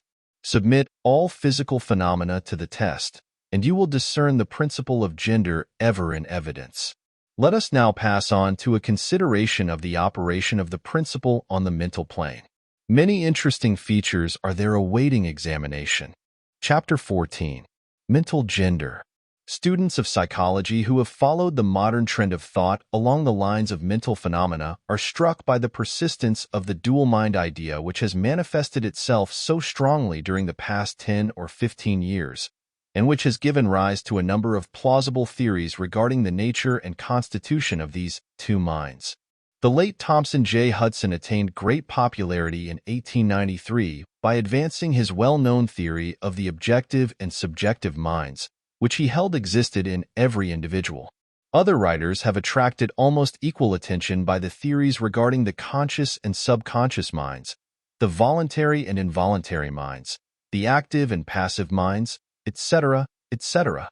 The theories of the various writers differ from each other, but there remains the underlying principle of the duality of mind. The student of the Hermetic philosophy is tempted to smile when he reads and hears of these many new theories regarding the duality of mind, each school adhering tenaciously to its own pet theories, and each claiming to have discovered the truth. The student turns back the pages of occult history, and away back in the dim beginnings of occult teachings, he finds references to the ancient Hermetic doctrine of the principle of gender on the mental plane, the manifestation of mental gender. And examining further, he finds that the ancient philosophy took cognizance of the phenomenon of the dual mind, and accounted for it by the theory of mental gender. This idea of mental gender may be explained in a few words to students who are familiar with the modern theories just alluded to. The masculine principle of mind corresponds to the so-called objective mind, conscious mind, voluntary mind, active mind, etc. And the feminine principle of mind corresponds to the so-called subjective mind, subconscious mind, involuntary mind, passive mind, etc. Of course, the Hermetic teachings do not agree with the many modern theories regarding the nature of the two phases of mind, nor does it admit many of the facts claimed for the two respective aspects, some of the said theories and claims being very far-fetched and incapable of standing the test of experiment and demonstration. We point to the phases of agreement merely for the purpose of helping the student to assimilate his previously acquired knowledge with the teachings of the Hermetic philosophy. Students of Hudson will notice the statement at the beginning of his second chapter of The Law of Psychic Phenomena that the mystic jargon of the Hermetic philosophers discloses the same general idea, i.e., the duality of mind. If Dr. Hudson had taken the time and trouble to decipher a little of the mystic jargon of the Hermetic philosophy, he might have received much light upon the subject of the dual mind. But then, perhaps, his most interesting work might not have been written. Let us now consider the Hermetic teachings regarding mental gender. The Hermetic teachers impart their instruction regarding this subject by bidding their students examine the report of their consciousness regarding their self. The students are bidden to turn their attention inward upon the self dwelling within each. Each student is led to see that his consciousness gives him first a report of the existence of his self. The report is, I am. This at first seems to be the final words from the consciousness, but a little further examination discloses the fact that this I am may be separated or split into two distinct parts or aspects, which while working in unison and in conjunction, yet, nevertheless, may be separated in consciousness.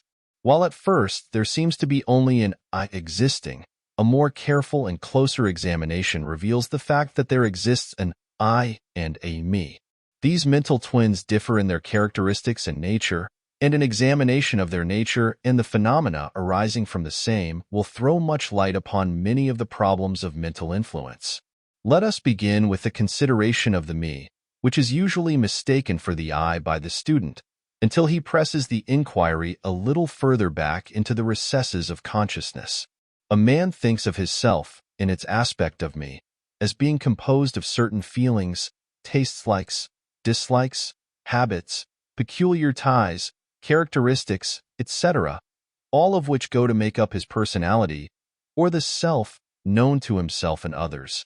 He knows that these emotions and feelings change, are born and die away, are subject to the principle of rhythm and the principle of polarity, which take him from one extreme of feeling to another. He also thinks of the me as being certain knowledge gathered together in his mind, and thus forming a part of himself.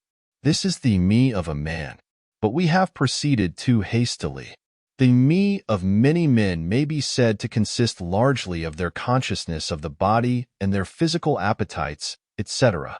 Their consciousness being largely bound up with their bodily nature, they practically live there. Some men even go so far as to regard their personal apparel as a part of their me, and actually seem to consider it a part of themselves. A writer has humorously said that men consist of three parts: soul, body, and clothes. These clothes-conscious people would lose their personality if divested of their clothing by savages upon the occasion of a shipwreck. But even many who are not so closely bound up with the idea of personal raiment stick closely to the consciousness of their bodies being their me. They cannot conceive of a self independent of the body. Their mind seems to them to be practically a something belonging to their body, which in many cases it is indeed. But as man rises in the scale of consciousness, he is able to disentangle his me from his idea of body, and is able to think of his body as belonging to the mental part of him. But even then he is very apt to identify the me entirely with the mental states, feelings, etc., which he feels to exist within him. He is very apt to consider these internal states as identical with himself, instead of there being simply things produced by some part of his mentality and existing within him, of him, and in him, but still not himself. He sees that he may change these internal states of feelings by all effort of will, and that he may produce a feeling or state of an exactly opposite nature in the same way, and yet the same me exists. And so after a while he is able to set aside these various mental states, emotions, feelings, habits, qualities, characteristics, and other personal mental belongings. He is able to set them aside in the not-me collection of curiosities and encumbrances, as well as valuable possessions. This requires much mental concentration and power of mental analysis on the part of the student. But still the task is possible for the advanced student, and even those not so far advanced are able to see, in the imagination, how the process may be performed. After this laying aside process has been performed, the student will find himself in conscious possession of a self, which may be considered in its I and me dual aspects. The me will be felt to be a something mental in which thoughts, ideas, emotions, feelings, and other mental states may be produced. It may be considered as the mental womb, as the ancients styled it, capable of generating mental offspring. It reports to the consciousness as a me with latent powers of creation and generation of mental progeny of all sorts and kinds.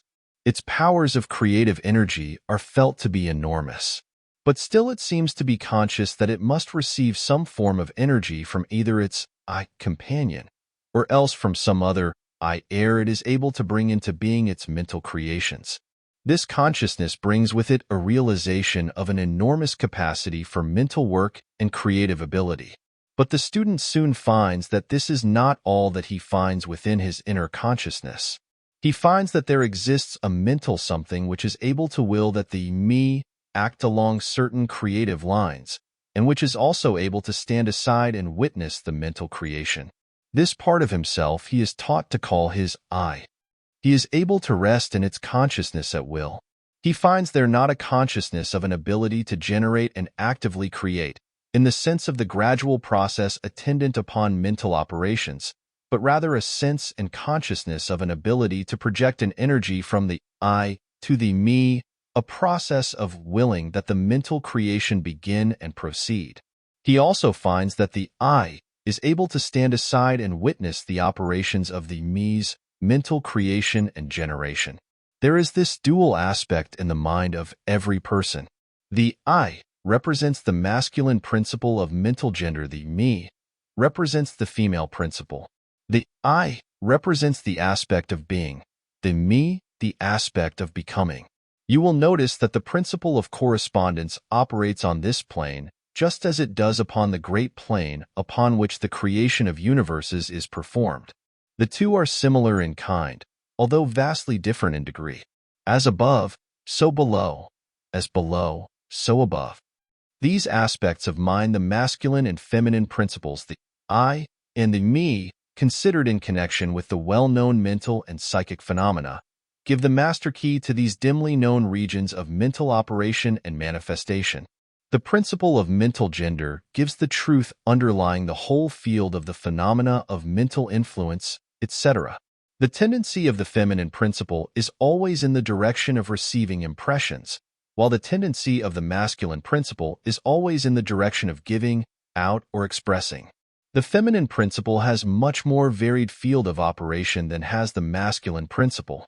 The feminine principle conducts the work of generating new thoughts, concepts, ideas, including the work of the imagination. The masculine principle contents itself with the work of the will in its varied phases. And yet, without the active aid of the will of the masculine principle, the feminine principle is apt to rest content with generating mental images which are the result of impressions received from outside, instead of producing original mental creations. Persons who can give continued attention and thought to a subject actively employ both of the mental principles, the feminine in the work of the mental generation, and the masculine will in stimulating and energizing the creative portion of the mind. The majority of persons really employ the masculine principle but little, and are content to live according to the thoughts and ideas instilled into the me from the I of other minds. But it is not our purpose to dwell upon this phase of the subject, which may be studied from any good textbook upon psychology, with the key that we have given you regarding mental gender. The student of psychic phenomena is aware of the wonderful phenomena classified under the head of telepathy, thought transference, mental influence, suggestion, hypnotism, etc. Many have sought for an explanation of these varied phases of phenomena under the theories of the various dual mind teachers. And in a measure they are right, for there is clearly a manifestation of two distinct phases of mental activity. But if such students will consider these dual minds in the light of the Hermetic teachings regarding vibrations and mental gender, they will see that the long-sought-for key is at hand. In the phenomena of telepathy, it is seen how the vibratory energy of the masculine principle is projected toward the feminine principle of another person, and the latter takes the seed thought and allows it to develop into maturity. In the same way suggestion and hypnotism operates. The masculine principle of the person giving the suggestions directs a stream of vibratory energy or willpower toward the feminine principle of the other person, and the latter accepting it makes it its own and acts and thinks accordingly. An idea thus lodged in the mind of another person grows and develops, and in time is regarded as the rightful mental offspring of the individual, whereas it is in reality like the cuckoo egg placed in the sparrow's nest, where it destroys the rightful offspring and makes itself at home. The normal method is for the masculine and feminine principles in a person's mind to coordinate and act harmoniously in conjunction with each other. But, unfortunately, the masculine principle in the average person is too lazy to act, the display of willpower is too slight, and the consequence is that such persons are ruled almost entirely by the minds and wills of other persons, whom they allow to do their thinking and willing for them. How few original thoughts or original actions are performed by the average person? Are not the majority of persons mere shadows and echoes of others having stronger wills or minds than themselves? The trouble is that the average person dwells almost altogether in his me consciousness and does not realize that he has such a thing as an I. He is polarized in his feminine principle of mind, and the masculine principle, in which is lodged the will, is allowed to remain inactive and not employed. The strong men and women of the world invariably manifest the masculine principle of will, and their strength depends materially upon this fact. Instead of living upon the impressions made upon their minds by others, they dominate their own minds by their will, obtaining the kind of mental images desired, and moreover dominate the minds of others likewise, in the same manner. Look at the strong people, how they manage to implant their seed thoughts in the minds of the masses of the people, thus causing the latter to think thoughts in accordance with the desires and wills of the strong individuals. This is why the masses of people are such sheep-like creatures, never originating an idea of their own, nor using their own powers of mental activity. The manifestation of mental gender may be noticed all around us in everyday life. The magnetic persons are those who are able to use the masculine principle in the way of impressing their ideas upon others. The actor who makes people weep or cry as he wills is employing this principle, and so is the successful orator, statesman, preacher, writer, or other people who are before the public attention. The peculiar influence exerted by some people over others is due to the manifestation of mental gender along the vibrational lines above indicated. In this principle lies the secret of personal magnetism, personal influence, fascination, etc., as well as the phenomena generally grouped under the name of hypnotism. The student who has familiarized himself with the phenomena generally spoken of as psychic will have discovered the important part played in the said phenomena by that force which science has styled suggestion, by which term is meant the process or method whereby an idea is transferred to, or impressed upon, the mind of another, causing the second mind to act in accordance therewith. A correct understanding of suggestion is necessary in order to intelligently comprehend the varied psychical phenomena which suggestion underlies. But still more is a knowledge of vibration and mental gender necessary for the student of suggestion. For the whole principle of suggestion depends upon the principle of mental gender and vibration. It is customary for the writers and teachers of suggestion to explain that it is the objective or voluntary mind which make the mental impression or suggestion upon the subjective or involuntary mind. But they do not describe the process or give us any analogy in nature whereby we may more readily comprehend the idea. But if you will think of the matter in the light of the Hermetic teachings, you will be able to see that the energizing of the feminine principle by the vibratory energy of the masculine principle is in accordance to the universal laws of nature, and that the natural world affords countless analogies whereby the principle may be understood. In fact, the Hermetic teachings show that the very creation of the universe follows the same law, and that in all creative manifestations, upon the planes of the spiritual, the mental, and the physical, there is always in operation this principle of gender, this manifestation of the masculine and the feminine principles.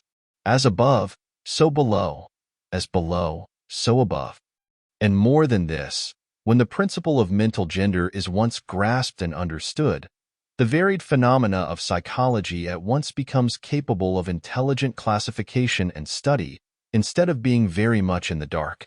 The principle works out in practice, because it is based upon the immutable universal laws of life.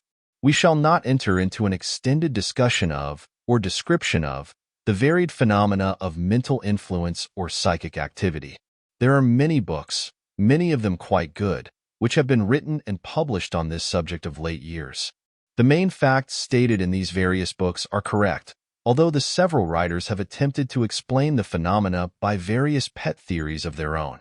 The student may acquaint himself with these matters, and by using the theory of mental gender he will be able to bring order out of the chaos of conflicting theory and teachings, and may, moreover, readily make himself a master of the subject if he be so inclined.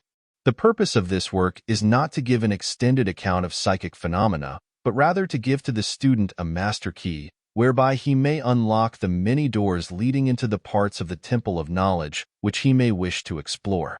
We feel that in this consideration of the teachings of the Kybalion, one may find an explanation which will serve to clear away many perplexing difficulties, a key that will unlock many doors. What is the use of going into detail regarding all of the many features of psychic phenomena and mental science, provided we place in the hands of the student the means whereby he may acquaint himself fully regarding any phase of the subject which may interest him? With the aid of the Kybalion, one may go through any occult library anew, the old light from Egypt illuminating many dark pages and obscure subjects. That is the purpose of this book. We do not come expounding a new philosophy, but rather furnishing the outlines of a great world-old teaching which will make clear the teachings of others, which will serve as a great reconciler of differing theories and opposing doctrines. Chapter 15. Hermetic Axioms. The possession of knowledge, unless accompanied by a manifestation and expression in action, is like the hoarding of precious metals, a vain and foolish thing. Knowledge, like wealth, is intended for use. The law of use is universal, and he who violates it suffers by reason of his conflict with natural forces. The Kybalion. The Hermetic teachings, while always having been kept securely locked up in the minds of the fortunate possessors thereof, for reasons which we have already stated, were never intended to be merely stored away and secreted. The law of use is dwelt upon in the teachings, as you may see by reference to the above quotation from the Kybalion, which states it forcibly. Knowledge without use and expression is a vain thing, bringing no good to its possessor or to the race. Beware of mental miserliness, and express into action that which you have learned. Study the axioms and aphorisms, but practice them also. We give below some of the more important Hermetic axioms from the Kybalion, with a few comments added to each. Make these your own and practice and use them, for they are not really your own until you have used them. To change your mood or mental state, change your vibration. The Kybalion. One may change his mental vibrations by an effort of will, in the direction of deliberately fixing the attention upon a more desirable state. Will directs the attention, and attention changes the vibration. Cultivate the art of attention by means of the will, and you have solved the secret of the mastery of moods and mental states. To destroy an undesirable rate of mental vibration, put into operation the principle of polarity and concentrate upon the opposite pole to that which you desire to suppress. Kill out the undesirable by changing its polarity. The Kybalion. This is one of the most important of the Hermetic formulas. It is based upon true scientific principles. We have shown you that a mental state and its opposite were merely the two poles of one thing, and that by mental transmutation the polarity might be reversed. This principle is known to modern psychologists, who apply it to the breaking up of undesirable habits by bidding their students concentrate upon the opposite quality. If you are possessed of fear, do not waste time trying to kill out fear, but instead cultivate the quality of courage, and the fear will disappear. Some writers have expressed this idea most forcibly by using the illustration of the darkroom. You do not have to shovel out or sweep out the darkness, but by merely opening the shutters and letting in the light, the darkness has disappeared. To kill out a negative quality, concentrate upon the positive pole of that same quality, and the vibrations will gradually change from negative to positive, until finally you will become polarized on the positive pole instead of the negative. The reverse is also true, as many have found out to their sorrow, when they have allowed themselves to vibrate too constantly on the negative pole of things. By changing your polarity, you may master your moods, change your mental states, remake your disposition, and build up character. Much of the mental mastery of the advanced Hermetics is due to this application of polarity, which is one of the important aspects of mental transmutation. Remember the Hermetic axiom, quoted previously, which says, "Mind, as well as metals and elements, may be transmuted from state to state, degree to degree, condition to condition, pole to pole, vibration to vibration." The Kybalion. The mastery of polarization is the mastery of the fundamental principles of mental transmutation or mental alchemy, for unless one acquires the art of changing his own polarity, he will be unable to affect his environment. An understanding of this principle will enable one to change his own polarity, as well as that of others, if he will but devote the time, care, study, and practice necessary to master the art. The principle is true, but the results obtained depend upon the persistent patience and practice of the student. Rhythm may be neutralized by an application of the art of polarization. The Kybalion. As we have explained in previous chapters, the Hermetists hold that the principle of rhythm manifests on the mental plane as well as on the physical plane, and that the bewildering succession of moods, feelings, emotions, and other mental states are due to the backward and forward swing of the mental pendulum, which carries us from one extreme of feeling to the other. The Hermetists also teach that the law of neutralization enables one, to a great extent, to overcome the operation of rhythm in consciousness. As we have explained, there is a higher plane of consciousness, as well as the ordinary lower plane, and the master by rising mentally to the higher plane causes the swing of the mental pendulum to manifest on the lower plane, and he, dwelling on his higher plane, escapes the consciousness of the swing backward. This is effected by polarizing on the higher self, and thus raising the mental vibrations of the ego above those of the ordinary plane of consciousness. It is akin to rising above a thing and allowing it to pass beneath you. The advanced Hermetist polarizes himself at the positive pole of his being, the I am pole, rather than the pole of personality, and by refusing and denying the operation of rhythm, raises himself above its plane of consciousness, and standing firm in his statement of being, he allows the pendulum to swing back on the lower plane without changing his polarity. This is accomplished by all individuals who have attained any degree of self-mastery, whether they understand the law or not. Such persons simply refuse to allow themselves to be swung back by the pendulum of mood and emotion, and by steadfastly affirming the superiority they remain polarized on the positive pole. The master, of course, attains a far greater degree of proficiency because he understands the law which he is overcoming by a higher law, and by the use of his will he attains a degree of poise and mental steadfastness almost impossible of belief on the part of those who allow themselves to be swung backward and forward by the mental pendulum of moods and feelings. Remember always, however, that you do not really destroy the principle of rhythm, for that is indestructible. You simply overcome one law by counterbalancing it with another, and thus maintain an equilibrium. The laws of balance and counterbalance are in operation on the mental as well as on the physical planes, and an understanding of these laws enables one to seem to overthrow laws, whereas he is merely exerting a counterbalance. Nothing escapes the principle of cause and effect, but there are many planes of causation, and one may use the laws of the higher to overcome the laws of the lower. The Kybalion.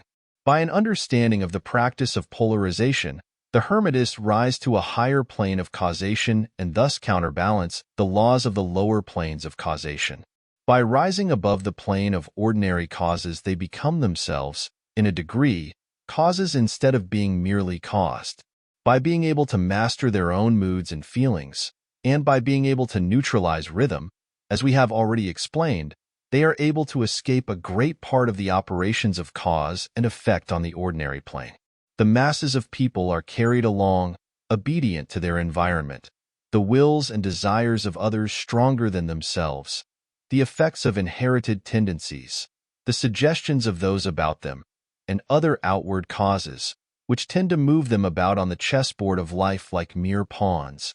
By rising above these influencing causes, the advanced Hermetists seek a higher plane of mental action, and by dominating their moods, emotions, impulses, and feelings, they create for themselves new characters, qualities, and powers by which they overcome their ordinary environment, and thus become practically players instead of mere pawns. Such people help to play the game of life understandingly, instead of being moved about this way and that way by stronger influences and powers and wills. They use the principle of cause and effect instead of being used by it. Of course, even the highest are subject to the principle as it manifests on the higher planes, but on the lower planes of activity, they are masters instead of slaves. As the Kybalion says, the wise ones serve on the higher, but rule on the lower. They obey the laws coming from above them, but on their own plane, and those below them they rule and give orders. And, yet, in so doing, they form a part of the principle, instead of opposing it. The wise man falls in with the law, and by understanding its movements he operates it instead of being its blind slave. Just as does the skilled swimmer turn this way and that way, going and coming as he will, instead of being as the log which is carried here and there, so is the wise man as compared to the ordinary man. And yet both swimmer and log, wise man and fool, are subject to law. He who understands this is well on the road to mastery. The Kybalion. In conclusion, let us again call your attention to the Hermetic axiom. True Hermetic transmutation is a mental art. The Kybalion. In the above axiom, the Hermetists teach that the great work of influencing one's environment is accomplished by mental power. The universe being wholly mental, it follows that it may be ruled only by mentality. And in this truth is to be found an explanation of all the phenomena and manifestations of the various mental powers which are attracting so much attention and study in these earlier years of the 20th century. Back of and under the teachings of the various cults and schools remains ever constant the principle of the mental substance of the universe. If the universe be mental in its substantial nature, then it follows that mental transmutation must change the conditions and phenomena of the universe. If the universe is mental, then mind must be the highest power affecting its phenomena. If this be understood, then all the so-called miracles and wonder-workings are seen plainly for what they are. The all is mind. The universe is mental. The Kybalion.